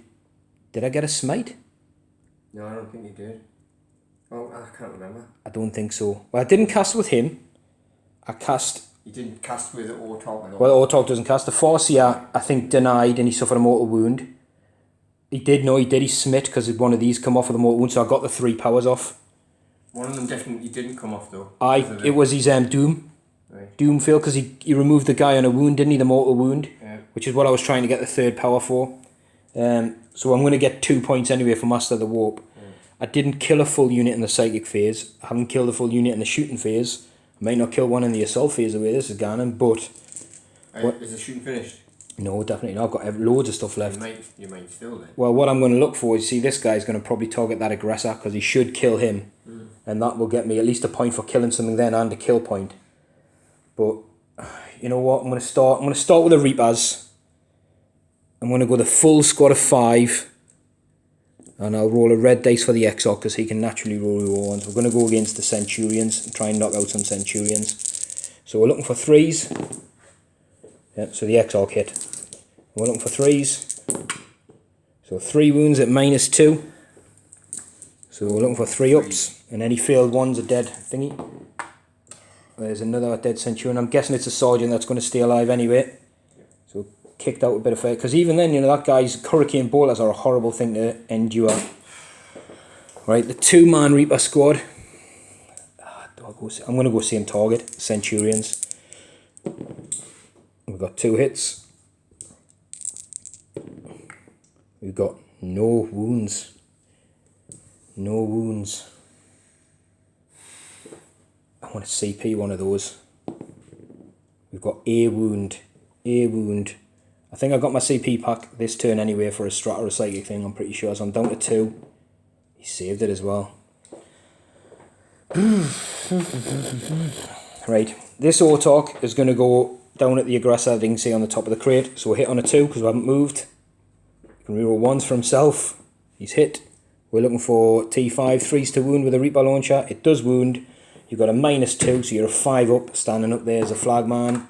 He saved as well. Well done. You need some good saves this turn. So with that in mind, the dude in the plane, or the plane I should say, before I decide whether I want to blast off any serpent shields or anything like that, the dude in the plane is going to put both burners into that aggressor, just in case I whiff and roll really bad. Or do I go Thunderfire Cannon?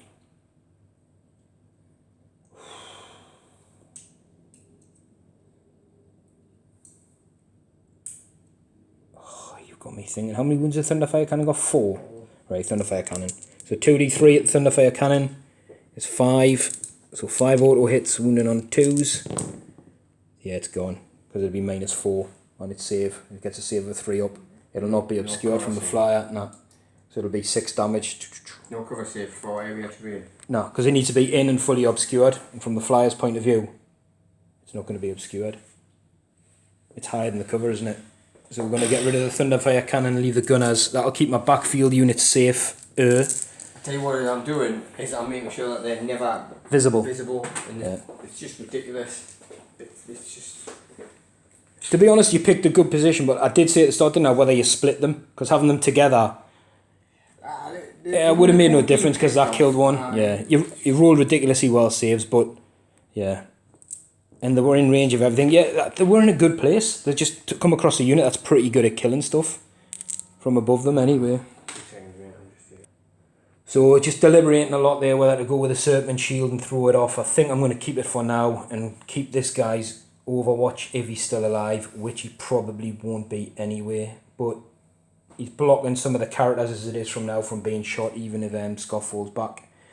So what we're going to do, we're going to go into the charge phase. I think I've shot with everything. We're going to charge your Farseer in because he cannot be shot with Overwatch.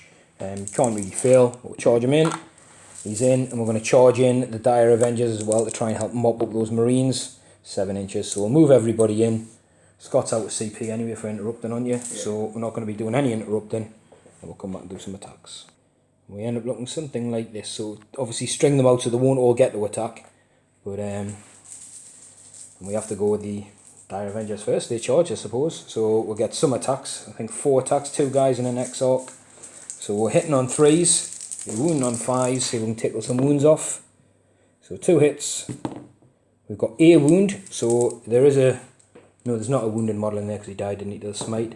So that is saved. So then we'll go for the Farseer. 2 attacks. He's got 2 hits. We almost rolled 3 dice on you there. Wounds on 2s. Got 1 wound, normal armor save. This is D3 damage if it goes through. Yeah, and then we've got the Warlock. 1 hit, 1 wound. Again, a 3-up save. Yeah, he saved a lot. Saved a lot. So you get to make some attacks back. There's no more. No, that's it. No, I'm pretty sure he only gets 2 attacks. I'll double check. The attacks back are all going into the Dire Avengers because he's going to pile in like this. And he's closer to the model and he's touching an Avenger. So they got that many hits. Wounding on 3s. 5 saves. 5 saves. So we've got 5 4-ups. So we've dropped 3. We'll do 1, 2, and why not do 3? Like that for now. We'll keep the Exarch. Oh, you know what? I might take the last wound on the Exarch. Yeah, let's do that. 1, 2, and the last wound on the Exarch, just to keep some extra bodies for holding that objective against troops. So we've done that. The pile-ins are done and stuff down there. I don't think I'm feeling morale with the Avengers because the leadership's 8. I don't think there's anybody else that needs morale checks in your turn because they're going to be leadership 8, aren't they? And 8, and it's 2 and 1 effectively lost. Yeah. Actually, I think there might even be +1 leadership within range of the banner. So they'll be leadership 9, I'm pretty sure they are. So with that, on my turn, I'm going to score 1, 2, 3, 4 objectives. We've got 2 points for Master the Warp. And Combined Strike, I'm just going to score 1 point because I killed a unit in the shooting phase. What is it called? Combined Strike.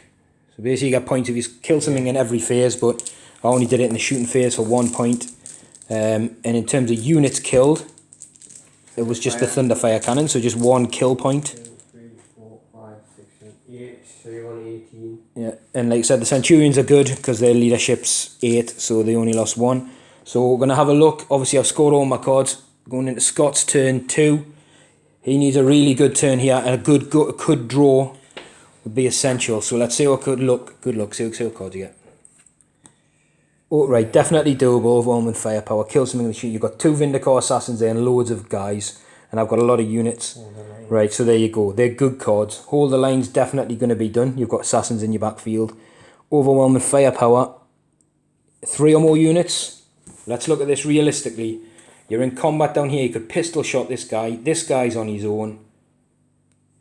Yeah, I think they're good cards for you, Scott. Definitely. Definitely good cards. Even if you come down here, because like I said, these guys are out of cover now. -1 to hit, but you've got a lot of rich targets down there. There's even a squad of 2 Reapers here for killing full units. You need a good turn though, so let's get on with it and see how you do. So the movement phase is done. Well, technically. I'm going to use the apothecary. Right, yeah. So I need a 4 up. You're going to bring an aggressor back, yeah? You end up with 3. I'll cover that. Go on, you roll your 4 up. Yes, it's yeah, 4. so he gets 1 back on 1 wound. So this captain's jumping into the ruins, so he's a bit invisible for when he charges these guys. These guys got a 6 on the advantage, so the back squad they're actually going to come and head up towards objective number 5, so they can't shoot this turn because I haven't got assault guns, but I think he's got enough in the middle to deal with what's in the middle, to be honest, and he's looking for later turns. He needs to get stuff on objectives. Down here the Centurion stayed still, the Assassin stayed still. This captain jumped in here to remain hidden from this guy just on the ground floor when it comes in. I know he's high and you do it from any point, but he's hidden. He's definitely hidden. These 2 guys jumped out because they're going to try and do that flamers, plasma cutters as much as they can. Stay locked in combat with these guys down here. We've just seen the apothecary jump up here. He brought one of these guys back on a wound. And the aggressors, both units stayed still. These guys moved around. He's planted the banner. And the lieutenant just did a little shuffle this way, I think. Just to make sure, I think both the front units are within 6. And the scout squads just stayed hidden, I think. Or they're going to jump up. No, they're going to stay there. Stay hidden, yeah. So, I think that's it. Obviously no psychic phase. So, have a think about your shots, where you want to go first. The first thing I'll do, I will shoot with my apothecary. And I'll shoot his Reductor pistol. Yeah. So he's going to go at the... He's going to go at him. Yeah. He has got 3 wounds, so you can't wipe them out, but at least you can make a start. Yeah. Obviously the banner's planted, so one's reroll hit wounds of 1, and you'll be rerolling wound rolls for the lieutenant. Can't even speak. I'm like, woo, so he's hit. He has hit because he's within range. He'll be wounded on a 4. Was it strength 4? Strength 5. Strength 5. So he has wounded on a 3. It's -1, so this guy will be on a 4 up because he gets an in run against shooty, which is passed. You've got some pistols down here in combat. You want to do them off camera? I'll do them now. Okay, who are you going for? I will put... So, well, this guy can go for an Avenger, that guy can go for the Forcier, and that guy can go for either the Forcier or the Warlock on 1 wound, which I think is worth a cheeky shot. Can they not all go for the... Well, you have to be within an inch of a model still. Alright, well I don't want to really split them up. Who can all of them shoot at the same time? Well, I think 2 can definitely go on this guy. Yep. And this guy has to go on the Avenger. So you get 2 on the Forcier. I'd be tempted to go a cheeky shot on that Warlock. 1 wound. Kills a Psyker. Kills a jet bike. Then you can go... Right, so 1 on him. Yeah. So hits on a 3. No. Missed anyway. So you're going to Thanks go... for that. One on the... Well, there's a wounded Exarch, one on the Avenger. Avenger. Yeah. Hits. Wounds on 3. No. I think... No, your Lieutenant's not in range. Miles, And one on the Force, yeah. No. It was worth a quick little temper, wasn't it? It was like... The Captain can't see from the ground floor of the ruins. 1, 2, 3, 4, 5. Right, these 5 here we're going to shoot at. Going to go to the Rangers downfield. Yeah. To be at -1 because they're over 12 inches yet. Or are you going to go for the Autarch on the jet bike right in front of them? Who, you know, He's not at all. he's not an Autarch, I mean he's an Exarch. Yeah. You know what, start with the units that cannot reach other stuff. Makes your decisions easier because these could potentially shoot these or him. Looking at other stuff, like potentially look, he could even put his bolters down in here. What I'll do, I'll fire frag grenade. Yeah, down 30. From that squad down at them. Yeah. And then I'll put the... And then I'll put 2 long shots into them. Yeah. Right. Aye. So I'll do 2 shots into them at 4 And a frag range, grenade. right, And then frag 2 guys grenade, rapid fire and into then him. 2 guys rapid fire into him. Right, okay. So do your 4 shots down here first, yeah? Because you've got a bit of like buff and stuff, so you're good chance. So we're hitting on 3s. Rerolling 1s because of the banner has been planted. Wounding on 4s. Rerolling 1s. So 2 wounds. -1. 2 wounds at -1. So he's normal 3 up armor, 4 up in run against shooting. He's dropped 2 wounds. He's on his last wound. Okay. So what I'll do is I'll just steal this dice for now, so don't forget. So then the 2 shots over at them. Yeah, so you're looking for Hitting on 4s. Yeah. Rerolling 1s. Nice. Wound on a 3. Re- No. And then the D6 frag grenades. 6, very nice. Right. So Again, you're hitting on 4s. 4s. Rerolling 1s. And wounding on 4s this time because it's strength 3 for the frag grenade. Rerolling 1s. 1. So 1 5 up. Rubbish. Nope, we drop a ranger.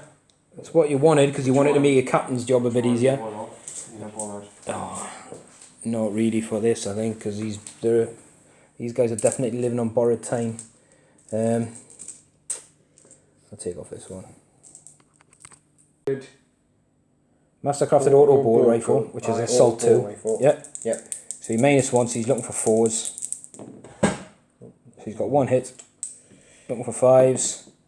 Nope. And then we've got a normal bolt rifle. Yeah, 2 shots if you're rapid fire, definitely. Yeah. So we've got 1 hit, because he's -1 still with the flyer. No wounds, you've got 4 bolter shots down here from the scouts. I don't see they're hidden from him. You sure? Yeah, I don't think you can see him. Okie dokie. Yeah, these 2, because I know how we're doing them. So I'll do 2 bolt guns first. Yeah. So hits on 3s, because your Rolling 1s for the captain. captain is nearby, yeah. And Hitting 3s, isn't it? yeah, he's a Oh, -1, he's a two, flyer. right. Yeah. Okay. So Yeah. 2 it? Yep. And 5s, No. nothing. And then you've got 2, are you overcharging with the plasmas? I tell you what, decide your plasmas last, do your flamer I'll do the hits. flamer hits. So 2d6. Oh man. So 4, wound on 5s, 2 wounds, wounds, 2 3-ups, while you decide what you're doing with your plasmas, because the captain's here to reroll 1s. But it's 2s, I'm worried about. So we've saved 1, and do we get a 6-up? No, so we drop a wound. I thought I was going to get it there at that time. So we're down to 9. So they're going to die on 2s. They're going to re-roll the 1s. They die on 2s. Yeah. 2 damage a pop. Sorry, yeah. Overcharge of both of them. Yeah, Re-rolling that. yeah. So there you go. So 1's dropped, 1's alive. Wound on 3s. Well, to be honest, they're doing nothing else for you anyway, because you've got no vehicles or anything for them to fix, have you? So they can't assault it. Does that count as a kill point? Have I scored 6 kill points yet? No. Yeah. So if I haven't got my Just 6, it's a kill. Yeah. It is. So Scott's so generous, he's even scoring for us in his own turn. So I think that's that unit. That's that unit done, isn't it? It's done the flamers, done the plasmas, done the bolters. He's gonna have to have a think. Still got assassins, centurion, and all the aggressors still to rock. Let him have a good think. So the Calexis is going to throw his grenade here, and he's going to use his Animus Speculum at this, which is 18 inches, so it's definitely in range. Obviously he's going to get D6 shots because there is Psychers within range as well. So the grenade, he just got caught off camera. He missed with a... Well, no, they hit and failed to wound, or missed, I can't remember. Missed? I rolled 1. Yeah. Hit. Oh, D3 for the shots, rolled a 1, then rolled a 1 to hit, so miss. So this guy, D6 shots, because there's a Psycho within range. 1. So you'll hit it on a 3, because it's just within side of 12. He's miss. He's still got aggressors. We'll beat that out later. So right, one of the assassins is going for this guy down here. Yes, he does hit. He's not a character, and he's not in reach, but he will wound on a 3. It does wound. That would have been good if it was a character. It would have been D6. He is not a character technically, but he is an Exarch. So I do have a 3 up armor, so a 6 up save required. No, so he's dead. It doesn't matter. He's only on 1 wound. So that's cleared him up to make these guys do lots of rapid fire into potentially these 2 units. But you do also have a second assassin. You do. I'll leave him for now. I'll fire. Yeah. Right. So the Centurion's now opening up. He's just in 24 of these guys still. So Hurricane Bolters and the twin lads here. That was me bad. I should have moved back, remember? Because I can move and fire. Reroll 1. Yeah, because there's a captain, but you're hitting on 4s. Right. Because I'm over 12 inches away. Oh, yeah. Yeah, that's... Lots. 7. 7 and wounding on 3s. And this is the Sergeant, isn't it? Oh, that's a good roll. 7, that is. That's a good roll, because I don't get the bonus to cover, so I'm on 3 ups armour. So drop 1. So there's still a Reaper left alive. I'm going to move that one. Got your 2 las cannons. Oh man. Got 1 no hits, because it's over 12 inches away. So the las cannons, a 3 and a 2 on the dice there, have missed. Right, that assassin, he's going to shoot that. He's going for the last Reaper for a kill point. I think it makes good sense. Yeah, 2's to wound. Does wound. I will get a 6 up because a Reaper gets 3 up armor. So -3. Doesn't blow it. So this, that's another kill point for a unit gone. Okay, so go. So these 2 guys didn't move this turn. I'm going to double tap everything into the Avengers. Yeah. So you get 12 each. Yeah, 12 each plus 2d6 for the grenade harnesses. Yeah. I should have really tried to wipe these guys out, but I did. I tried. And then, right, 2d6. Yeah, it's for each one guy. So one guy gets 8 because he fires it twice. No, you don't fire the frag twice. You do? No, it's just a bolt version. It's just Is a it? bolt weapon. So what I'm just explaining to Scott is they do shoot twice. The grenade harness does shoot again. They shoot twice. They don't shoot at the same time. So you technically, the 5 would have been this guy's 6 shots plus 5 off his grenade. Well, actually, his second shot would be 6 shots plus 4 off his grenade. That could just be, because I rolled it, that could just be the second guy then, couldn't it? So we're inside, no, we're outside of 12 with the top unit on, so you're hitting on 4s, re-rolling 1s. So that translates into lots of hits. Wounding on 3s, wounding on 3s, re-rolling re-rolling 1s. Oh, that's could have been better. Lots of 2s in there. So we're looking at 3, 6, 7. Oh, yeah. So 7 shots, we're looking for 3 up save because we're in cover. Oh, that's not good. That's 5, so that'll be... Ironically, I've got the XR closer, which... I'm going to have to keep him alive on a wound. So we've lost 4 normal guys and the X-Orc's alive on a wound. Oh, no, wait there. Yeah, I'm going to have to wound the X-Orc because morale will be a thing. So the squad can shoot again. So they can pick a different target. They could go for the same one. 2 Avengers left. You could go 1 guy into the Avengers, 1 into the tank. It's entirely up to you. Right, so for the second shots, we're going 1 this way and 1 to finish off the Avengers. He's rolled for the grenade packs and we've got an extra 2 shots on each guy. So this is the Dire Avenger. Yeah, so 4s again because you're just outside of 12. 4 rerolling 1s. A couple of 1s. Yeah. There's 3 have made it through anyway. Wounding on 3s and rerolling 1s. Rerolling 1s. Oh yeah. So we've got 2 wounds and a 3 up. I need to make these. I do make both. I'm saying it like it's a good thing, but there's still another 2 aggressors from another unit left, so they're pretty dead. So these guys are within 12 of the plane, but because it's a plane, it's -1. So again, it's the same thing. 4s, yeah. And that's better. And we're looking for 5s. Rerolling 1s. 2 so far. 2. Got 2 3-ups. Yeah, saved. Not really, I think it was worth it. We were pretty bad. Like I said, you've got the second unit of aggressors and they can do the same thing because they didn't move.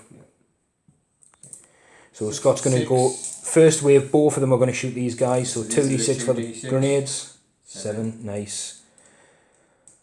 So that's like 13 shots. We'll roll them, see how many hits we get.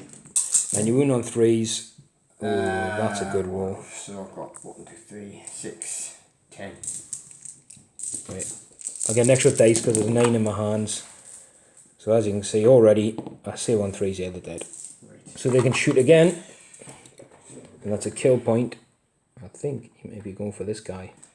Yeah, so he is going for the plane. So the next guy's got a 4 and a 2 respectively. So 10 plus 6, 18 shots coming into the fire. We'll do this off camera and see how many wounds it's got left. So we've got this many hits looking for 5 re-rolling 1s. 3 1s in there. Oh, re-rolling 1s, yeah. Oh, that's better. 5, 4 wounds. Yeah. Looking for 3s. We drop 1. It was always going to be tough. Yeah, we dropped another wound, so we're down to 8. There we go. We're in 8. Right, they've all shot. They shot their pistols. They can't shoot. I think everyone's shot. Yeah, the assassins have got, yeah. Everybody shot, so it's just charge phase, I think. Right. Okay. So, tapping into them.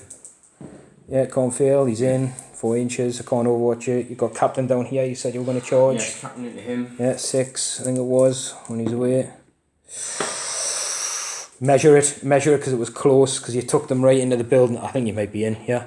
Oh, you got one. Within. You got to get with. I think you might be in. Oh, it's 5. Yeah, you're in. Good luck. Oh, hey. That was 6 because originally you had him here, didn't you? And then you're like, actually no, I'm going to tuck him right in.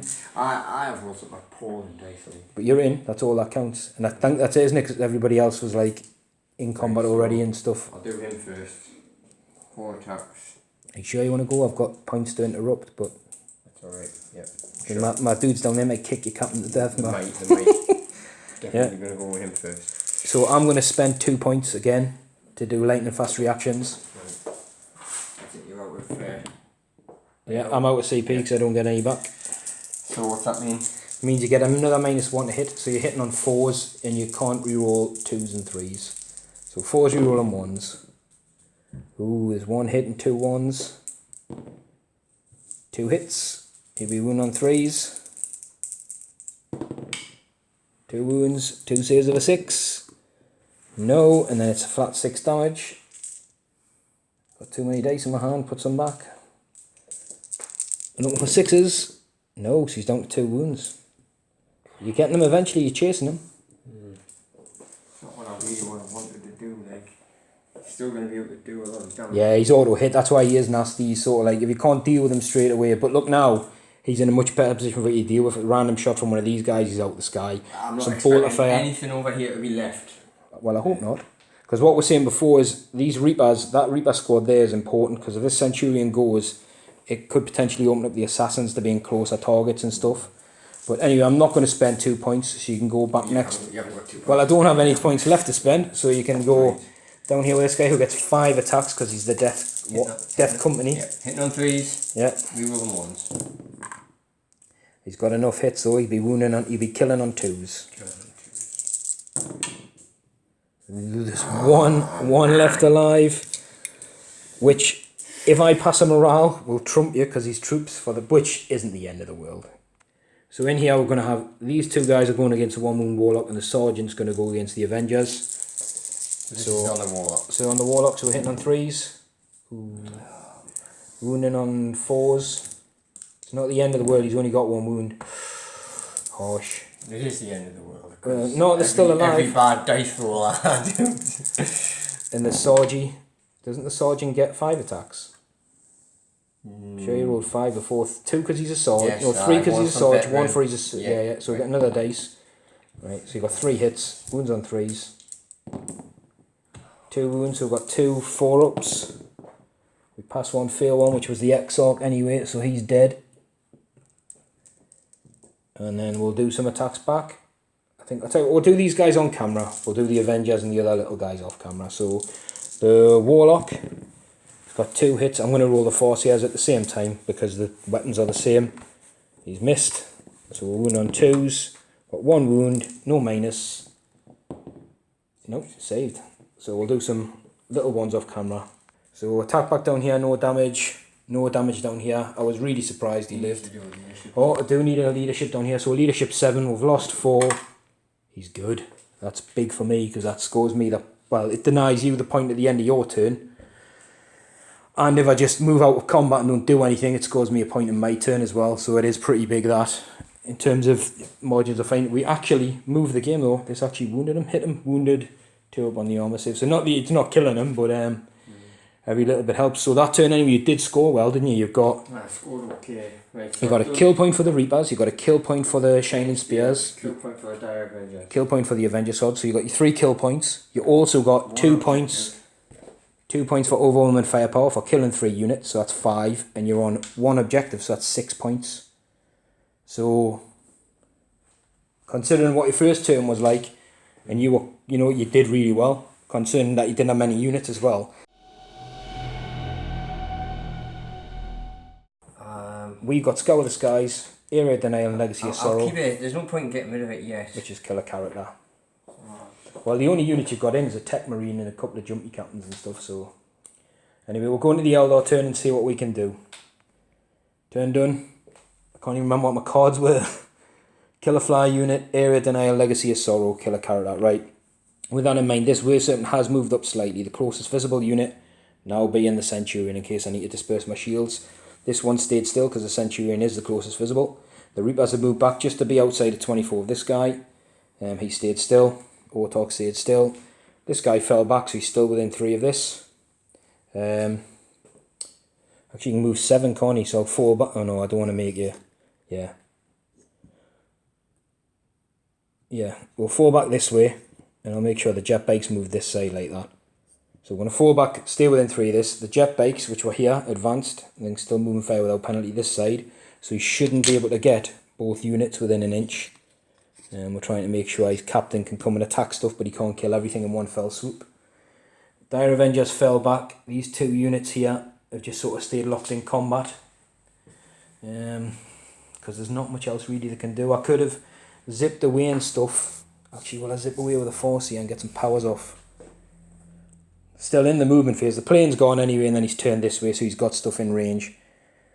I just really don't know what to do with that force here, because both of them could zip away. I can get out, obviously get outside the 18 inches, but then I don't know if stuff would be in range for like smiting. I'm gonna have to measure. Because that's pretty important with the force here. For it, right? So yeah, we did move this guy sitting here. He's obviously, these assassins just can't see him. Look from this angle, very nice, very tight. Actually, we'll make sure they can't see him. There we go. This guy stayed in combat. We're just saying I may attempt the power, like Destructor or something, and if it goes off, great. If it doesn't, and perils, then there's a chance I might kill some Marines anyway. So that's it, really. So we're going to go into the Psychic phase. We're going to start with some easier potential powers, not to cast, I mean just to know what I'm doing. I'm going to guide the be able to shoot something when you can't see it tank, the Night Spinner. Right, I'm going to re-roll this one. Oh, it doesn't go off. So guide's not off this time. I'm going to fortune the Reapers. Oh, it doesn't go off. A Duff Psychic Phase from this guy. Didn't do any. So this guy, he's going to attempt Doom on the... Actually, now here's a question. I'm going to go against the Aggressor Squad. The one that's on the top of the thingy. Because you don't need line of sight for Doom. They just need to be within 24. He's going to re-roll this. Goes off on a 7, unless I'm within. I should be outside of 18 when I pushed them. Yeah. Yep. So it does go off. So the aggressors are doomed. Hummed and hard about which ones. Yeah, we'll put it on in a sec. And for his second power, I've attempted fortune. I've attempted guide. I don't think there's anything within 18. I'm looking back. I should maybe doomed your captain. I forgot he was there. 24 inches. Yeah, oh, he's be within range of dooming him, I think. Nope, no, he's not. Is he out? Just out, yeah. Ooh, no. I would have kept it anyway because I'd rolled for it. I'm just wondering if I should do. There's nothing. I don't think I can smite or anything like that, so we're just gonna have to keep it as it is. Right, that is the end of my psychic phase. You're not doing anything with him. Shall I? He's only got one. Well, yeah, he's one wound. You've got to get area denial. You might as well smite them. His smite's only 1 damage. It's Destructor. It's not a full one. What I might be better doing is Jinx. I've tried Jinx as protecting something, but it's within 18 inches, which isn't really very good. But if he pops, he pops. I don't have caster psychic power, do I? And I'm not likely to get area denial, which I was thinking about ditching. You know what? 18 inches. Let's protect. Is the flyer within 18 inches of him? Let's protect this wave serpent. Hang on, I'm -3 here. I'm a -3. Yeah, you're -3. And I need a 7, so I need a 10. Let's not. If I suffer perils though, it's D3 mortal wounds, isn't it? Right, For you. For me? But you blow up. Don't you? This isn't peril. I don't perils, that's right. Nah, screw it, I don't perils. If I perils, I was willing to take the risk there. No, let's keep it as he is. Right, shooting, we're going to do some small arms. Obviously, he's got a shuriken pistol he can shoot in.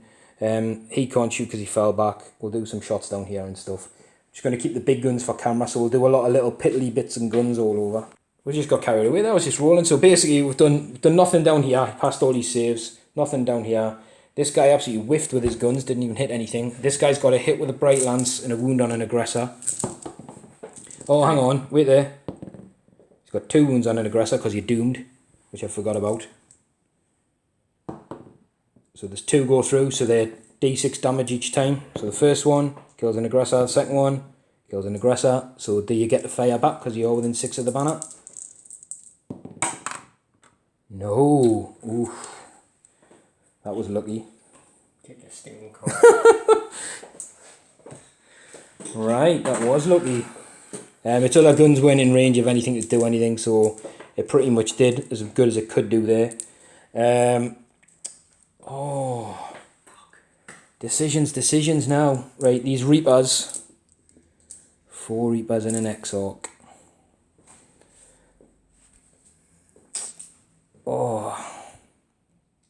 Right, the Reapers are going to go... I'm going to risk it for a biscuit. I'm going to go 3 into the aggressors that aren't doomed, the unit that's left down there, and 2, including the Exarch, into the Centurion. So the reason I'm rolling red is the Exarch, they're in range of an Autarch, but the Exarch naturally gets to reroll 1s. So we've got 1 hit, 1 miss. We've got 3 hits. Got thrown dice, I just try and put us off. So on the aggressors, they're not doomed, it's a different unit. So we've got a wound on the Centurion and we've got 1 wound on the aggressors. So the aggressors are at -2, so 5 up. Yep. You saved, and a save on the Centurion at the same -2, so a 3 up in cover. 3 up. No, so that's the Centurion gone. Which is important, because I'm going to have to measure some distances, but I think that frees this tank up to start shooting characters. But I might be wrong, we'll have to measure, because those aggressors might be closer. I think they're closer. They might be closer, yeah. That's what I was saying. I think they're definitely. Alright. Anyway, we've got some flamey cannons we might go around to do first. So this guy's going to put his flames 18 inches. Can't see from here, but you can see the aggressors down there. So it's 2d3 auto hits. Just the 2. Needs 2s to wound. Just the 1. 1 wound at -4 is no save. And it's a flat 2 damage. But I do kill 1. But on a 4 up, this guy can shoot. He can. I guess his only real target is either back at the plane or he's going to go at the wave serpent. It actually specifies, doesn't it? I think he shoots twice. So yeah, it shoots with... Scott's just double checking the word and it says shoot with one of its weapons as always a shooting phase. So he's going to shoot with his gauntlets, but he can shoot them twice because he didn't move. Right. So you're going back at the plane or you're coming... Back at the plane. So you'll be hitting on... You're over 12, so it's 5s. -1 and -1. Or you can go at the wave serpent on 4s. Oh, right, aye. Because it's not a flyer. I'll let you have a think. Because it's going with a flyer. It's only on 2 wounds. What was I hitting on 5s? Why aren't you rolling twice as many dice? You've got 2 hits so far. 6 shots. Yeah, but you can shoot twice. Yeah, but the second shot I can pick. Alright, yeah, so pick a different target. Right, sorry. If I can take it out. Yeah. You do get 2 wounds. Tell you what, do your grenades as well. No, it says it's just specifically one weapon. Right, which is...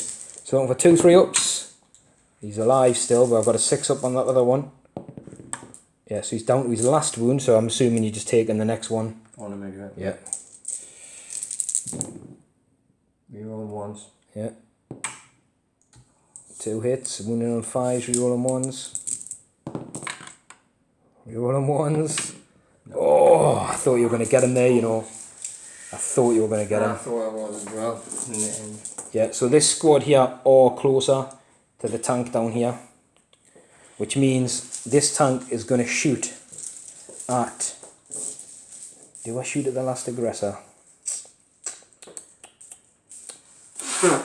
Look, everyone's in range of the banner, aren't they? I think I can deal with an aggressor at this point, because I've actually got now, he's the closest visible model to this wave serpent within 24, so I could potentially shield him as well. So I'm going to go for the aggressor unit that aren't in range of the banner. Intercessor. Sorry, intercessor unit, so 2d6. I haven't shot with this tank yet, have I? No. Right, okay. I didn't want to cheat you, I'm just thinking, like, have I shot with this tank? Sure it's not guided though. It's not guided, no, so it's hitting on 3s, rerolling 1s because the Autoc's there. There's a couple of 2s. And it's wounding on 3s, I believe. Look at that. Just 1. 1 at no minus, but it is 2 damage if you fail. Which you do, so there's a dude gone. They're like that, these tanks are the sort of hitty-missy. Like rolling 6s is really good, but occasionally you'll do nothing. Right, you know what? This wave serpent, because the big las cannons are gone, he's going to disperse his shield at the aggressor that's down there. And go from round here, you can see him. And he's the closest visible within 24 inches. So on a 2 up. On a 2 up. Yep, goes off. D3 mortal wounds. He's got him, 2 wounds. But can he shoot again on a 4 up? No, he can't. That banner's been pretty good, but I think Banner of the Emperor Ascendant might have helped you. Yeah. There's only, I think 2 or 3 guys haven't been able to shoot or something, which was alright because he brought him back up, but he had to die because the apothecary could have just got another one back again. That was the plan. So this guy hasn't got any serpent shields now. There's no one, I don't think, within 24. This I'll have to measure. No one within 24. So, right, I think, you know what, I've got no charges I'm going to make. I'm quite happy to sort of stay where I am. So we're just going to enter into combat, which will be the Warlock against you guys down there. 2 attacks. Some miracle can happen, but he can't kill the whole squad anyway. 2 wounds, 2 3-ups. 1 goes through and it's D3 damage from his sword. So yeah, he kills one. It's the first time one of them's died to a Psyker. And then you can pile in, if you want to. I'm assuming you do, to get everybody's attacks. Yep. Yeah. And then you should get the Warlock this time. It sets 8 attacks from these 2 guys. It's a massive amount of attacks. So hitting on 3s. Wounding on 4s. 2 wounds. 2 saves. He's dead. You happy So, with that? yeah, end of my charge phase. I was giving Scott pointers before and forgot to do it down here. But even though I didn't declare charges, he can heroically intervene down here, which he's going to do. So I wanted to keep him within 3 to score the objective.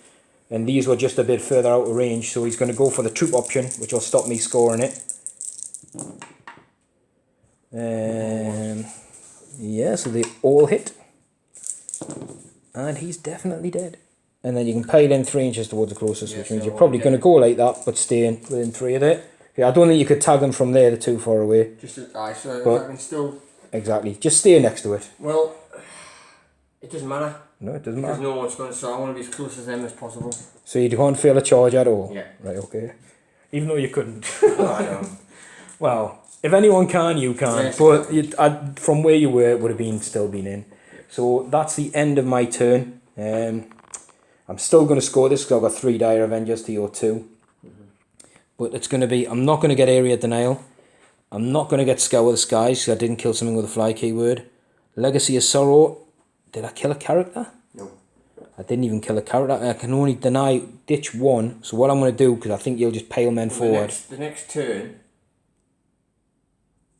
Oh, you picked 3 out, didn't you? Aye. Yeah, 'cause So it's next turn turn 3. You pick out 4. So I get an extra card. So you'll have, well, you can up to a maximum of 6. Yeah. So you're going to have to ditch 1 if you want all 4 of them to count. Well, the only thing is I don't want to ditch this because I picked Purge, so it'll cost us a point. So what I might do, you've only got 2 guys with a fly keyword, and I'm probably not likely, I'm going to ditch Scour the Skies, because I'll still get a point if I kill him by some miracle anyway, because he's a character. So I'm going to ditch Scour the Skies. So next turn, hopefully I can get 2 new cards to score. So what did you actually score now? So in that turn, that's what I said. No, I'll score objective 4. Objective so 4. Objective 6. Yeah. And objective 5 or whatever's down here. 1. So 1, 6 and 4 for 3 points. Yeah. And that's it. Or kill the unit if I had any kill points left because the Centurions, right? So we're maxed on there. And that's it, yeah? Yeah, you're on. So the scores we're looking at the minute. I included also. So the score, Scott's telling me he's bookkeeping. 15. It's 24 points to 10 as he moves into his turn 3. Absolutely tearing chunks out of each other here. 20, So let's see what the Marines can do with their limited numbers. 24. So Scott's draw is decent. This can definitely be done, but he'd have to push his assassins out and stuff like that. Let's get out your deployment zone. No mercies, basically kill a unit or make them feel a morale check. It's definitely going to happen. We've got a smash captain going after 3 bikes. For the Emperor now, it was priority orders received. So the Warlord, which is his lieutenants, drew for the Emperor, which is make a charge. It's probably doable, but it would be a really long bomb charge, like 11-12 inches maybe. Big Game Hunter is another good one, which is also an annihilation card, which you picked, which is kill something that had more than 10 wounds. And there's a jet there on 1 wound. So a good draw. Obviously, you need to claw back a lot of points. Like I said, this guy, I fully expect him to smash these. And then when he kills them, he moves back that way anyway. So you're going to score that. They'll probably move on to there to score that at the end of the turn, shoot the flyer. This is what we're saying, the lieutenant's sort of around there, so he's going to have to make his way this way and hope to get a long charge off against these, or the Wave Serpent, whichever he can get, which is closer. And then we'll see what he wants to do with the rest. So Scott's just finishing up his movement, deciding what to do with the medic. He probably dropped down to stay next to those guys and the lieutenant, I think. But this guy's sort of shuffled forward. They've moved to get on the objective. These guys have just stayed put. The assassins have stayed put. Jumpy captains jump forward 12 inches. The tech marine down here has advanced under the cover. The lieutenant has advanced this turn, the warlord, because he's planning it up. He needs to get in next turn, really score that one. These guys have just moved. Stayed still, I think, and just a little shuffle here and there with these guys. He's moved across to here. Yeah. He stayed still. He has to, well, he doesn't have to, but he stayed still. still. And the scouts are still there as well. Staying there. So, shooting phase. Whew. So, first thing I'm going to do, I'm going to shoot the 2 bolters. 2 bolters, yeah. At the. Are they in rapid? Well, I know they stood still. They're in 12. Yeah, that's fine. Yeah. So they're not. They don't get any bonuses because they're blood angels. Yeah. So we're looking for 4s because it's a natural -1. So 1 hit. It does get the wound. It gets the wound. Your face. Needs a 6 up. No, it's gone. I don't think there's anything within 6, is it? No. No. So the flyer's gone. That's a big headache. Well done. Do this because we've done it right. Crack grenade here, hit, wound, pass the save. These guys shot down here. Couple of hits, wounds, pass the saves. Actually, they're almost like defying odds because they know they're dead. They're just going to pass all their saves. Down here, a load of shots into the Wave Serpent. Couple of wounds one wound got through. I rolled a 6. And that's it. Basically, everything else was just down to the assassin. So the first one's going to go into the Wave Serpent. Mind. Change my mind. Yeah. I'm going to shoot in the dark reapers. Going for the Reapers. Hits the wound on a 2. Does wound. I don't think we've fortuned them or anything that's turn, did we? Didn't know he failed, he whiffed. So we'll get a save of a 6 because I got a 3 up armour. Nope, so that's a Reaper gone. And the second one into the Reapers. Yeah, second into the Reapers. He's hit. Oh, it doesn't wound. Just 1 Reaper down. I'm going to take this one because that one's angled slightly better. Right, charge phase. Well, I'll do Overwatch off camera. We know where this guy's going. He can't Overwatch. Well, yeah, sorry, he can't be Overwatch. He's in. Yeah, so he's basically just going to hold. These 2 guys are going to charge the Dire Avengers, so they can't be Overwatched. Are you charging the Force here as well or not? Nope. No, because he can stay at the edge of the wall, but how many guys are there? 2. 2. Depends where you go. If you move them this way, I bet I might not be able to heroically intervene. I'll move them to the point when you where go. you can't. Yeah, that's what I'm saying. Yeah. So they're in. They're in. And then Smashy McSmash face. In there. Yeah. Come on. Failed only decent charges. 7 inches away. Yeah. He's in. Right, we'll do the Bright Lancers on camera. Yep. no hits. I can't, how many wounds has he got left? I could technically kill you, but I'd need to roll 4 6s to hit you with the shurikens, which isn't going to happen. Well, I got 2. Wounds you on a 4, 2 wounds, 2 saves of a, 3 because you got a storm shield. So he's dropped 1 that I can see. It doesn't matter, he can't die even if he fails them both. Well. So he so he's down to 2 wounds, so we do tickle him down a bit, but he's in.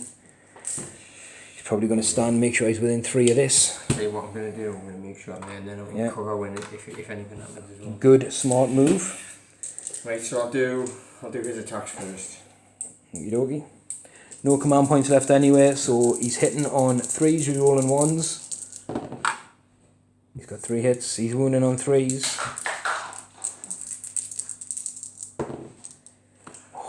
Actually, he's wounding on 2s. Oh, yeah? Yeah, because he's not a Blood Angel, so he is wounding on 3s. So we get a save of a 6. Saved. Saved. This is defying odds as a tank. Moving swiftly on. 5 attacks down here. Yeah, they've all hit. You'll be killing on 2s. There we go, that's a squad done. I'm assuming you're just going to pop back that way, tight in. Yeah, we'll take them off in a minute. Right, so 1, 2, 3, 4, 5, dude. Yeah, so these guys into the Dire Avengers. Looking for 3s. Followed by 3s. Right, Looks that's like all of 4 them. and 5. Yeah. Need to make these 5 4-ups. We passed 2, 3 have gone through. They're normal as well because the Exarch are dead, so they've died. Are you piling in or not? No, I'll stay there. No.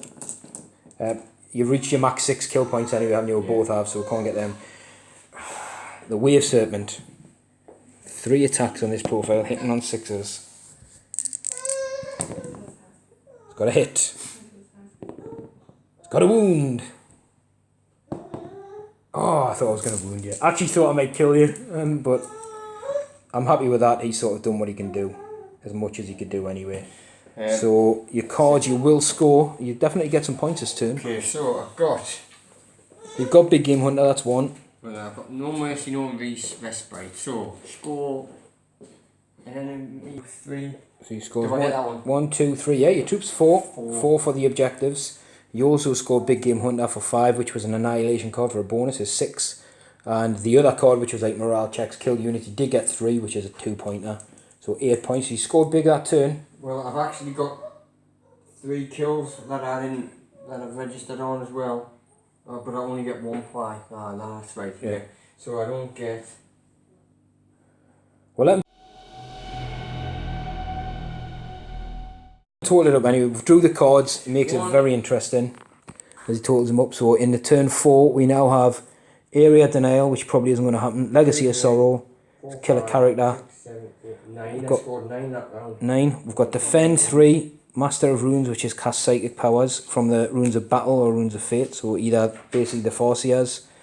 Kingslayer, which is kill the Warlord, which is the Lieutenant, and Secure 4, which these guys are now sitting on, and 3, Defend 3, which is where this guy is now sitting on. So but again, the Eldon mixed bag. 19 to 24. 20, it's a mixed bag though. My cards are tricky here, definitely. So the Eldon have got some thinking to do. It's not game over. The Marines have come back strongly. We'll see what happens in turn 4. Right, game on really. This tank stood still. I'm not sure that's the best option to do, but anyway, he's got guns within 12. Bright Lancers can... Actually, what can the Bright Lancers see? That is a good point. Maybe they won't stay still. Oh no, Bright Lancers can see these guys down here. Or if stuff opens up, there's characters available, which is good. Yeah, he'll stay still. Reapers haven't moved. These guys haven't. The Autoc has moved back a little bit. So you can see this guy, and you can actually see around down here into these guys. This guy's flew up here.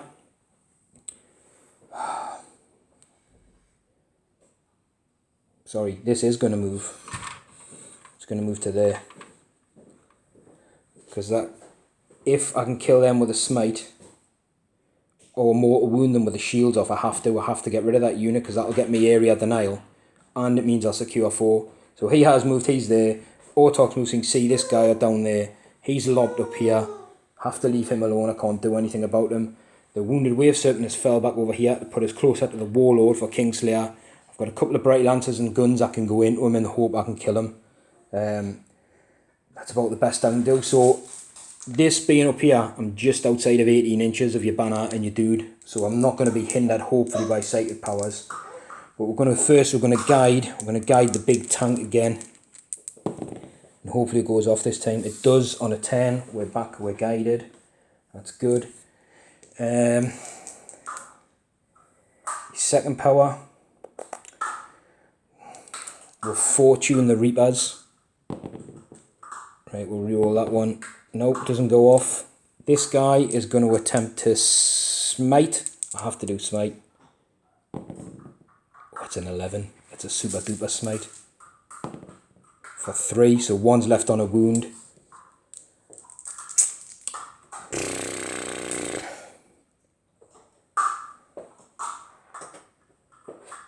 And I'm going to doom your lieutenant, which goes off. So your lieutenant, hopefully going for the Kingslayer, is doomed. I was tempted to go down here. I'm hoping I've got enough stuff. So we're gonna go straight into shooting phase. That's gonna score me cards anyway for Master of Runes. So I'm gonna score points. Whew, right. This is putting all its guns into that dude on 1 wound. Actually, we'll start with this guy putting his guns into that dude on 1 wound. And then that might free that up. So we've got 4 shots hitting on 2s. Triple 6. Wounding on 4s, looking for some 6s. There's 2 wounds, 1 at -3. So 1 5 up in the cover, 1 2 up. He's gone. So that has got him, which will secure me 4. Which leaves this tank freed up to shoot something else. So again, we're going to leave them for now, because characters are a thing over here. And this was the blocker unit for the character. So we'll go down. We're going to put all guns from that tank into the lieutenant. So 2 Bright Lancers hitting on 4s. We've got 1 hit. Wounding on a 2. He is doomed. It is a wound. That was the one that's missed. So it's -4. So no save on the lieutenant because he hasn't got an in run. That's right, isn't it? You haven't got any relic in runs or anything. D6 damage. For 3. He's still alive. He's got 4 or 5 wounds, I think, the Primaris lieutenant. Got some shuriken guns. 5, I think. Primaris. Got 3 hits. Yep. No wounds yet, but you are doomed. No wounds, so just 3 wounds. It didn't work. He's down to 2, but it's a start. Right. Right. This guy is going to put...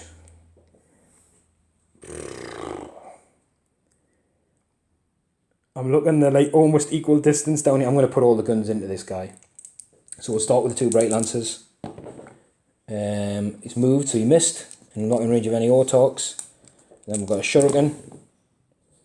Got 3 hits, looking for 4s.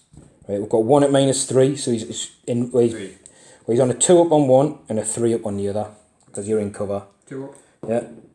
3 up. He's got a wound, so he's got 1 wound left. And I'm gonna want a 2 up disperse a serpent shield at him. Yep. So it's D3 mortal wound, so he's gone. And this guy's out of his shield. So no shields left on any of the serpents. The shields are good. They're very horrible. Right.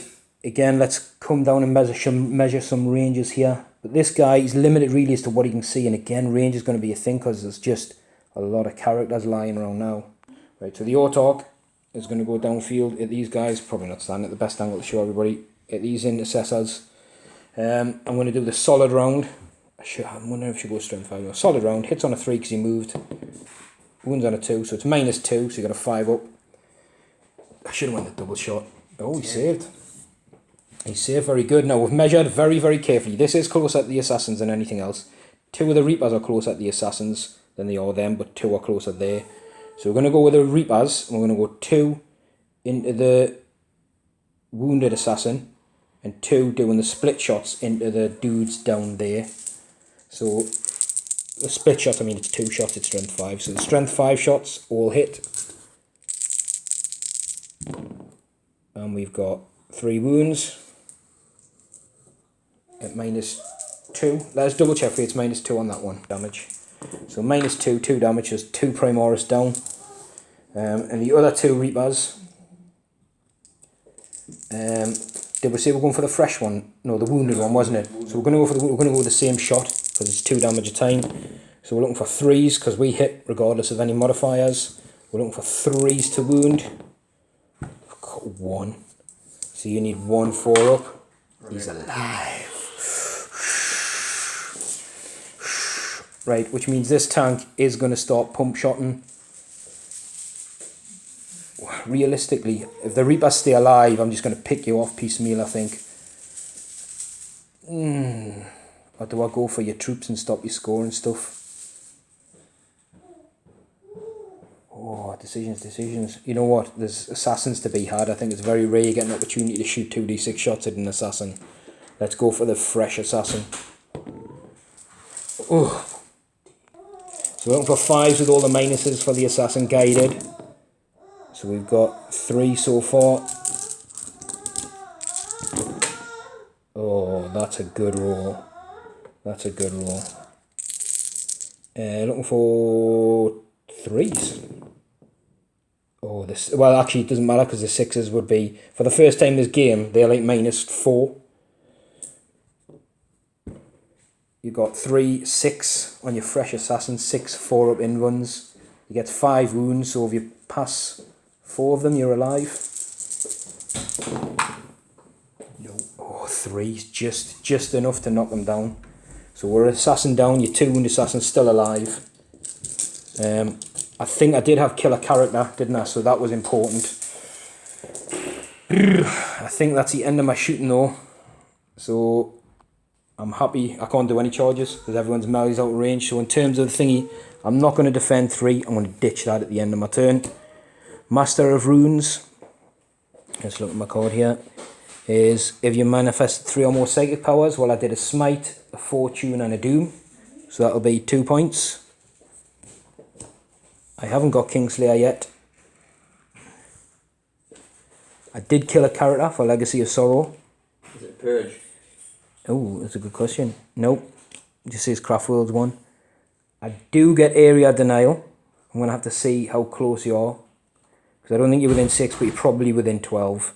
But I will also get Secure 4 for the Wave Serpent. And then we'll measure up for area denial and come back. So I'm not sure how close we are. So Scott does have units within 12, that Intercessor unit and Lieutenant, but it was a Purge card, so it actually does score me 2 points, which is quite handy. Whoosh. 30 points. So the Eldar are currently on, well actually, then I get 1 for this, 1 for that, so 32 points. The Marines again need another strong turn, it's doable, but we're both getting massively thin on the ground now, absolutely smashing chunks out of each other. So we'll see. The problem you've got now with this Smash Captain is, does he go chasing glory or does he stay here? And I think a lot of it will depend on what cards you draw. So Scott's got 4 cards to come. Defend objective 5. You're on it. Defend objective 2. Which I think is the one behind the crates, isn't it? I think so. Secure objective 6. Which is this one in the crater where your Smash Captain was. On your chapter. Enemy character lost a wound as a result made by a character. Definitely doable. You've got Psychers down there that can target my Farseer and stuff, who is actually now, apart from that Wave Serpent, the closest model, but he can target Psychers. So objective 2 is this one, it has to be. Yeah, so I mean that's a good one. You started to defend that, you started to defend that. So there's a 4-pointer, plus 5, 6 if you stay on them. He'll definitely make a charge, 7 points. Unless he dies going in on Overwatch, which is, but you might eat it with the Intercessors. Potentially, there's a Tech Marine in here, can advance and get sitting on that, and he's got 2-up armor. Yeah, you're not out of it. It keeps, the cards are just, your cards are decent. It keeps sort of teasing you, doesn't it, to sort of do it. So well, let's go do some movement anyway, see where he ends up. So you're keeping him here. This is his last hum and heart. I think it's worth it for the point, because it's not a guaranteed charge if he makes it over this way either. I know I can't be Overwatch, but you'd give up a point for a potential non-point. Just leave him there. These are shuffled into the crater to stay within 3. Actually, you notice you rolled really well that phase, because he advanced and got exactly what he needed to be within 3 of that. And then as we can see down here, just a little bit of shuffling around, the banner's back up, get everyone down there, and the scouts are still hiding down there on that 2. Which is brilliant, because it means this, if this is still alive, I've got to choose either to take that scout, for a double pointer, or, down here. If I roll rubbish for the amount of hits, in all honesty, it's probably going to have to go for the scout, because if I get double 1, I kind of kill the unit of these guys. So Scott's looking in a strong position so far in terms of scoring on objective points as we move into the shooty phase. Right. First shots I'm going to do. So all these guys going into the Wave Serpent, both Wave Serpents have got no shields now, so 3 inches because you're within 3 inches. 3's to hit because you're within, say, 12. 5's to wound on everything, including the crack grenade because it's 6. So we've got 1 wound at -1, we're looking for a 4 up. No, followed by a 6 up with its Spirit Stones. Yep, it's past its Spirit Stones. I'll take this dice away because we know they've both lost their shields now. So stand on. You've got lots of crack grenades potentially there because they're all different units. So you crack grenade from your banner dude. Oh yeah, aye. Yeah. Could be eating crack grenades that turn this tank. He's got a bolt rifle. So it's alright, it's only crack grenades -1. -1 D3 damage though. Whereas the bolt rifles, you'd be wounding on the same wound at -1, but potential max at 2 damage. So he's hit. Going for a 5 or 6. Nope. No. Wouldn't have wounded with the thingy anyway. The lieutenant can do a crack grenade. The medic can do a crack grenade. His master crafted bolt pistol is 2 damage. He's master crafted. damage. Actually, what's the absolver pistol? Because that's within 3 now, and that's actually decent. It's like a sleeper little gun. So the medic, the Primus Apothecary. End of the move. Yeah, you heal. Aye. So Heal him at the end of the D3 movement on phase. the Yeah. lieutenant. So he's got 2 wounds back. He's on 4. And then you were doing the reductor pistol at the thingy. So you'll be hitting on. Yep, he's hit. It's a 3. Yep. Wounding on a 5. No, this one was -3 though, 2 damage, isn't it? It's a good little gun. Right then. So you've got the lieutenant left. Right, aye. Or the lieutenant. Are you not just throwing another crack grenade, or is he? Oh, it's 2 damage, isn't it? It's 2 damage on his. Yeah, go for it. So he's going for the gun. 2 hits. Wounds on 5s. Gets his 1 wound. Save of a 3 up. There's no minus on this. It's saved. Would have been 2 damage. So I think that in that instance, yes, it's much better to go for the double shot. Right, so what's the squad doing? Are you doing a crack grenade and then yep, rapid fire? Yeah. Get to reroll them. No, I don't. No, because the banner's up. Yeah. Wounds on 5s. Just 1. At -1. That is the crack grenade though. Oh, he saves. Saves, which leaves you the Tech Marine Advanced. So it's basically the Calexis and the Vindicar left to shoot. Calexis is D6 into this tank. Yeah, because there's a Psycho within 18 now. You can pick him out. He can pick the Psycho, yeah, even though he's not the closest. So he's going going to to shoot the Psycho first. Good choice, Vindicar. Oh, he's missed an out of command point. If ever you needed him not to miss, it was now. Look, you say I can do. Don't be disheartened because you get D6 shots here. For the 1, his grenade, I'm assuming, is going into the tank because it can't hit him up there. Yeah. Too far out. Yeah, I'll do the grenade after this.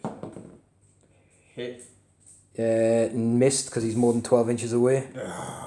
The grenade at the tank, it's on a 2. Yep, you've hit. I think it's strength 2 or something, isn't it? But it causes mortal wounds or something on a 6. So, well, it wouldn't wound unless it's something weird. No, it's. Oh, wait, we're in the charge phase. So the intercessors are going in first to eat the Overwatch. Well, nothing can fail. I'm assuming. How many you got? I tell you what, we'll do the shots on camera. So we've got Bright Lancers. So I've missed with both of them. So I can't kill all the intercessors. So is everybody else going in? Yep. Right. And then we'll do some thingies. No, so no hits. So everybody's in. Everybody's in. Right, so because that is an absolute mess, we're going to roll it off camera and just see how many wounds this thing's got left. Importantly, the lieutenant got in, which is going to do a charge. If I'm alive, I'll be attacking back against the lieutenant because he's still doomed, and there's a chance I can hit him and cause some wounds. Wow, that took some doing. Basically, I think you got like 9 or 10 wounds or something like that, and it passed all bar 1 armor save, so it took a wound after all that. That's why we did it off camera. The assassin's pretty decent. In fact, you can't make armor saves against him, but he didn't. He hit with everything and didn't wound at all, so that might have helped chip some off.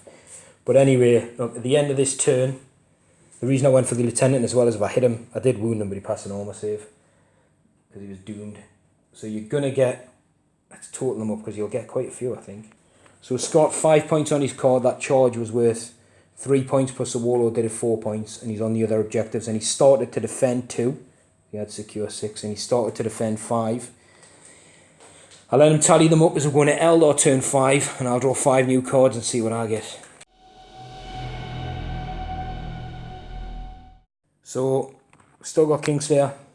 We'll do behind enemy lines, defend 1, which I'm pretty much sitting on with a 4 here, and the other guy. Mission critical, we roll a 6 where the Tech Marines just ran to.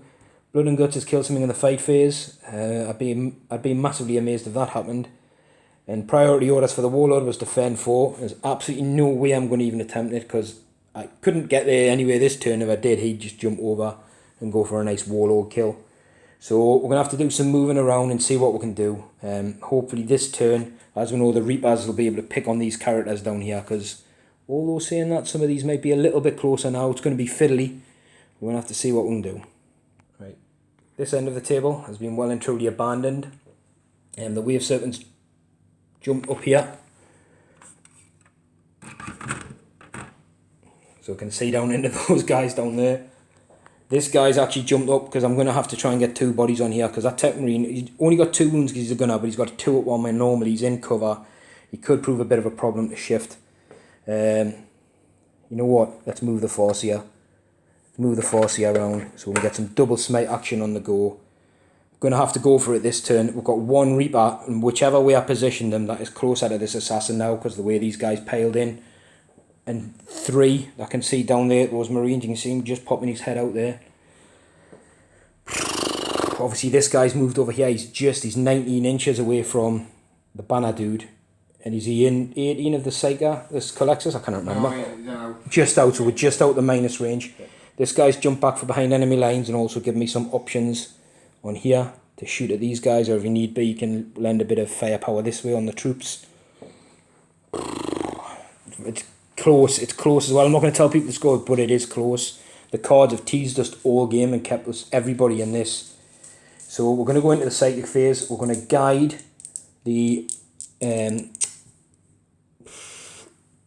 Night Spinner. Right, it is guided.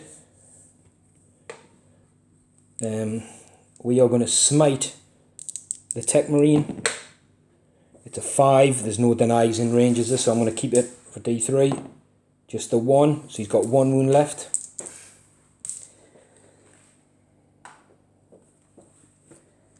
Oh, horrible. I've got Fortune. We're going to smite with the other force here who's down here, which you'll need a 6, 8, so that's the Tech Marine gone, because he's the closest one. And what we'll do, we'll Fortune we'll do it from the wounded dude, because he's done smite, didn't he, in his other one yet. Oh no, we'll doom. We've got doom. We'll doom the assassin. Doom you, bitch. You are doomed. You are doomed. Right. So with that, we'll go into some shooting. So we're going to go the back wave serpent down there. It's going to go all shurikens into the scouts, and it's going to go twin bright lance into the scouts. Might seem a bit overkill, but I need them dead. So the twin bright lance, 2 misses. The shurikens, we're looking for 3s, they all hit. We're looking for 4s, 6s will be good. So there's 1 at -3, so there's a dead scout. And then there's 2 4-up armors. So can this scout make 2 4-ups? Oh, he's got him. He's got him. That's me behind enemy lines and stops to defend. So what I'm going to do, this guy is going to go into the Primera squad that's there. So 2d6, 10. Start to roll good now. First couple of turns are pretty poor on it, then it was an 11 and a 10. So we're looking at 3s, 3s guided. So everything hits. We're looking for 3s, 6s will be nice because they're in cover. Not very good. So there's 1 at -4, so a 6 up in the cover, and 3 normals. 6 up. So kill a Primaris because it's 2 damage. Then you've got 3 2-ups. Yep, so they're good. Like I said, I would struggle definitely with them. The Reaper squad, we're going to go 3 down there into the multi-shots, like we said, and the one that can't see the assassins, going to go for the double shot at you. So 3s. He's got his 2 hits. 3s re-rolling because you're doomed. Re-rolling. He has his 2 wounds. Now any fail of a 4 up here, and he's a gunner. He's got him, double fail. And the 3 Reapers, 6 shots. They're not guided, so they all hit. We've got 3s to wound. We've got 4 wounds on this Primaris squad in the crater at -2. So 4 ups, each one failed will drop a man. 2, he's still got a dude left. I'm guessing it's going to be that dude sitting right next to number 5. It's getting close. It's getting close. That tank can't, even know what it was, if that tank could see through, I would get him, but I can't. And that tank's already fired, and I said earlier I might keep the Bright Lancers, but I had to make sure the scouts died. So with that in mind, we're going to go this one. It can't really target anything else because everything's a character, so it's going to go all guns into that Primaris squad at the front. So it moved, so 2 Bright Lancers, we've missed, and we've got the Shuriken catapults. We've got 3 hits. We've got 1 wound at -3, so 1 6 up because they ain't in the cover yet. Nope. So just dropped the wound. So that's the end of the turn. In terms of objectives, I'll score 4, score 6, I'll score 2, which is 3 points. Am I within 3 or 2 down there? Where your scouts were? Yeah. So 4 for the objectives. We're going to score behind enemy lines. How many is that? Just a point.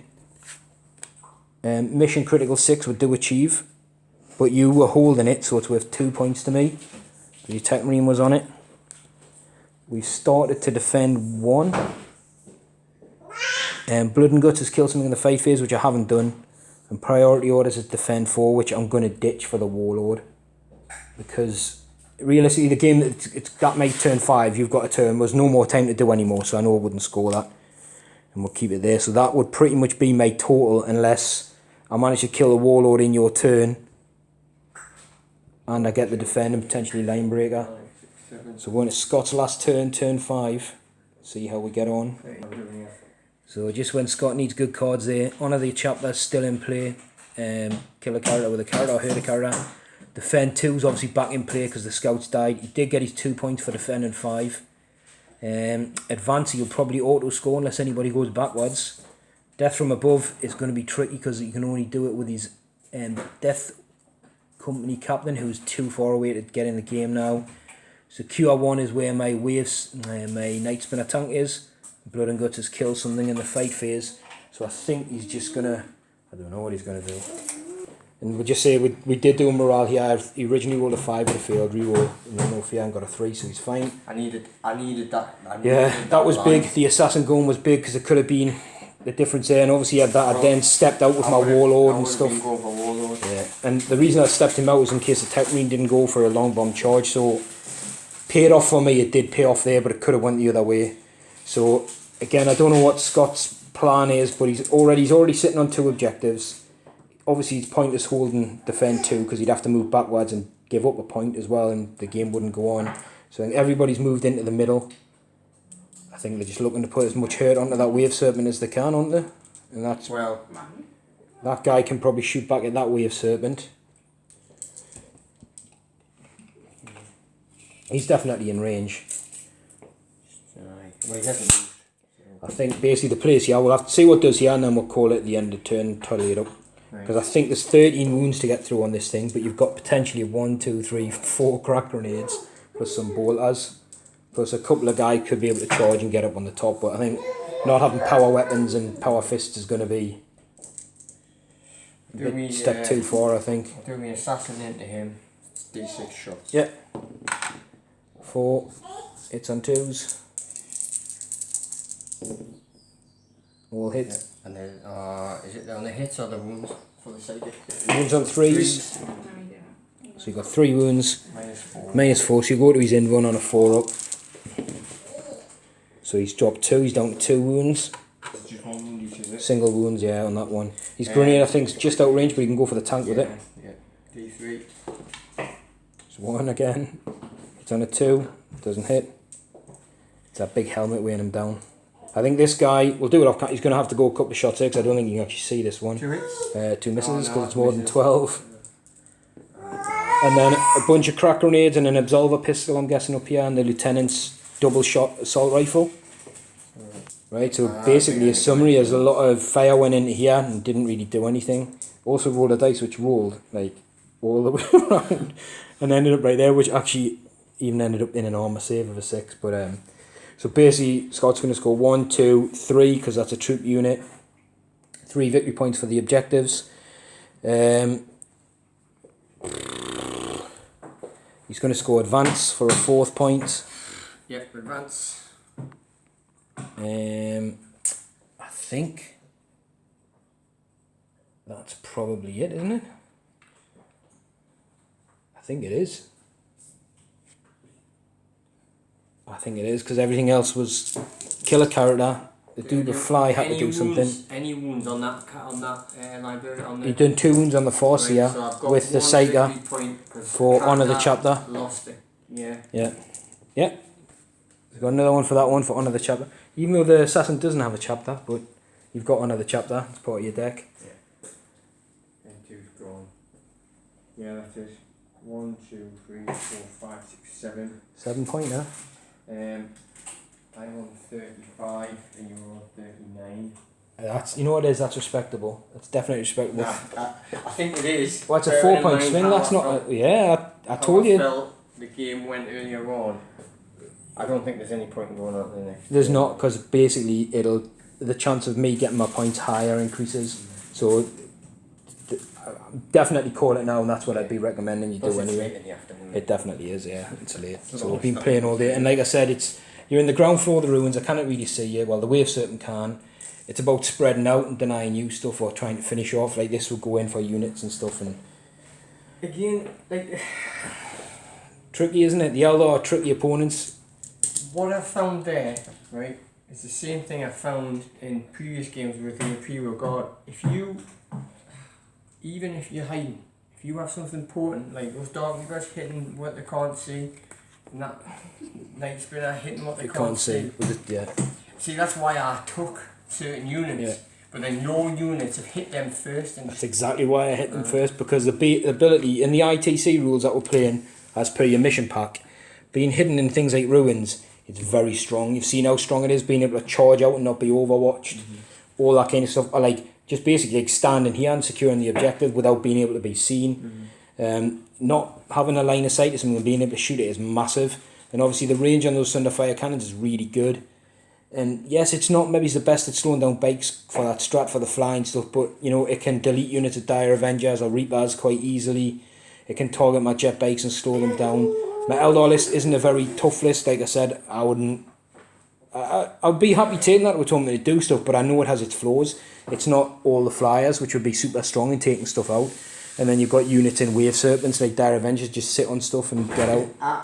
Genuinely, without... I don't know how anyone would cope, unless you've got anti-fly tactic, like unless you farm points into anti-aircraft. I don't know how anyone would deal with all them hemlocks. Nah. If there's 3 hemlocks on the board, you'd have to have a similar thing, because hemlocks would be great against hemlocks. Reapers are great against... It's ironic, it's like you'd have those sort of things to deal with them quite well. Other armies can't, you get enough firepower into them, they'll go down, but... You're right, that's what makes them good, but that's not 40k, is it? Yeah. That's what I keep saying is tournament 40k and playing 40k are 2 different things. You're building a list to be super effective at what it does. You're not saying, I'm taking Pedro Canto because I love Pedro Canto and loads of Crimson Fists, and I'm taking the banner, so I'm just having this like epic last stand in the centre. So even Will agrees. It's a different game. It's about squeezing stuff. Eldar are very competitive because they've got good manoeuvrability, they've got good units at doing certain things. But obviously, like I said, my list isn't the most competitive, but you can see it still performs exceptionally well. The Smash Captain, the Death Company Sanguinius one anyway, I mean, he's alive. He didn't do anything really. He killed a unit of Rangers, he killed a unit of jet bikes. He took points. Yeah, he's made his points back. And he hasn't gone for necessarily the biggest, hardest target. No, he went for what he did, and he stopped me scoring points here. Yeah. So like I said, in a tournament, in a Swiss scoring thing, I won by, well, actually I would have got line break as well. And you would have got it, so I won by 4 points, right? Which isn't enough to swing it either way, it's not a big swing, so he denied me a couple of points, 2 or 3 points for being on there, scored you 2 or 3, which is a big swing, 5-6 points if you look at it that way. And little things as well, like staying alive, passing morale checks. those scouts staying hidden, I'd forgot about them pretty much till the last turn, till you said you had someone too. And then, you know, I was very cautious. Yeah, those assassins, if you didn't have those, I'd have been happily walking around here and bringing forces further up to do more smites on people earlier. Because you had them, I had to sit here and I was a bit scared to pop the warlord out. One shot could have, he's 6 wounds, you could have got him, you could have killed him in a one shot. And then headshot kicking in, but wave, I know you said these things are hard, wave systems are hard. You barely scratched the 2, I know, but that's what they like. You either deal with them early on, and to be fair, your list, your Centurions, they were reduced too quickly. I lost one every turn. We were going by turn 4. Yeah. I lost one every turn. So you look, I basically, the moral story is I picked on the units I knew would do this list harm as early as I could. Stuff like Smash, I had to leave these. Like I had the cards, so I thought we'll risk the jet bikes because at that stage of the game, it was worth the risk. But the Thunderfire cannons had to die. Like the assassins were important to kill, but because I was hiding my characters quite well and managed to get like, it wasn't essential to necessarily die, but to try and tickle them was worth it. Those Thunderfire cannons, these would have probably been gone. He would have probably, like later on when the characters become exposed, they would have done me serious damage. And the stuff like your Tech Marines, I know that sounds daft, but they didn't really do much, but they're trying to target a flyer. But if they're running around as little solo units, they've got a little plasma pistol, they've got a strength 4 flame, they could have helped mop up units and stuff. And by that stage, you know, once you've already reached your kill points, they weren't worth anything to you unless I had stuff like an assassinate card, which all of a sudden if I did, they'd have been like, oops. But, well worth it. But it's tricky. Like I said, the mobility and the fly keywords, being able to fall back and shoot with like, basically big heavy guns and stuff. My fisting really disappointed this time around. Could have been a different story. Well, it should have been because, you know... Because this is the guy he was going after. He killed the Autarch. But really he died, but he didn't. He didn't. Him, that Warlock and those Dire Avengers stayed alive for 3 turns after he'd been into them.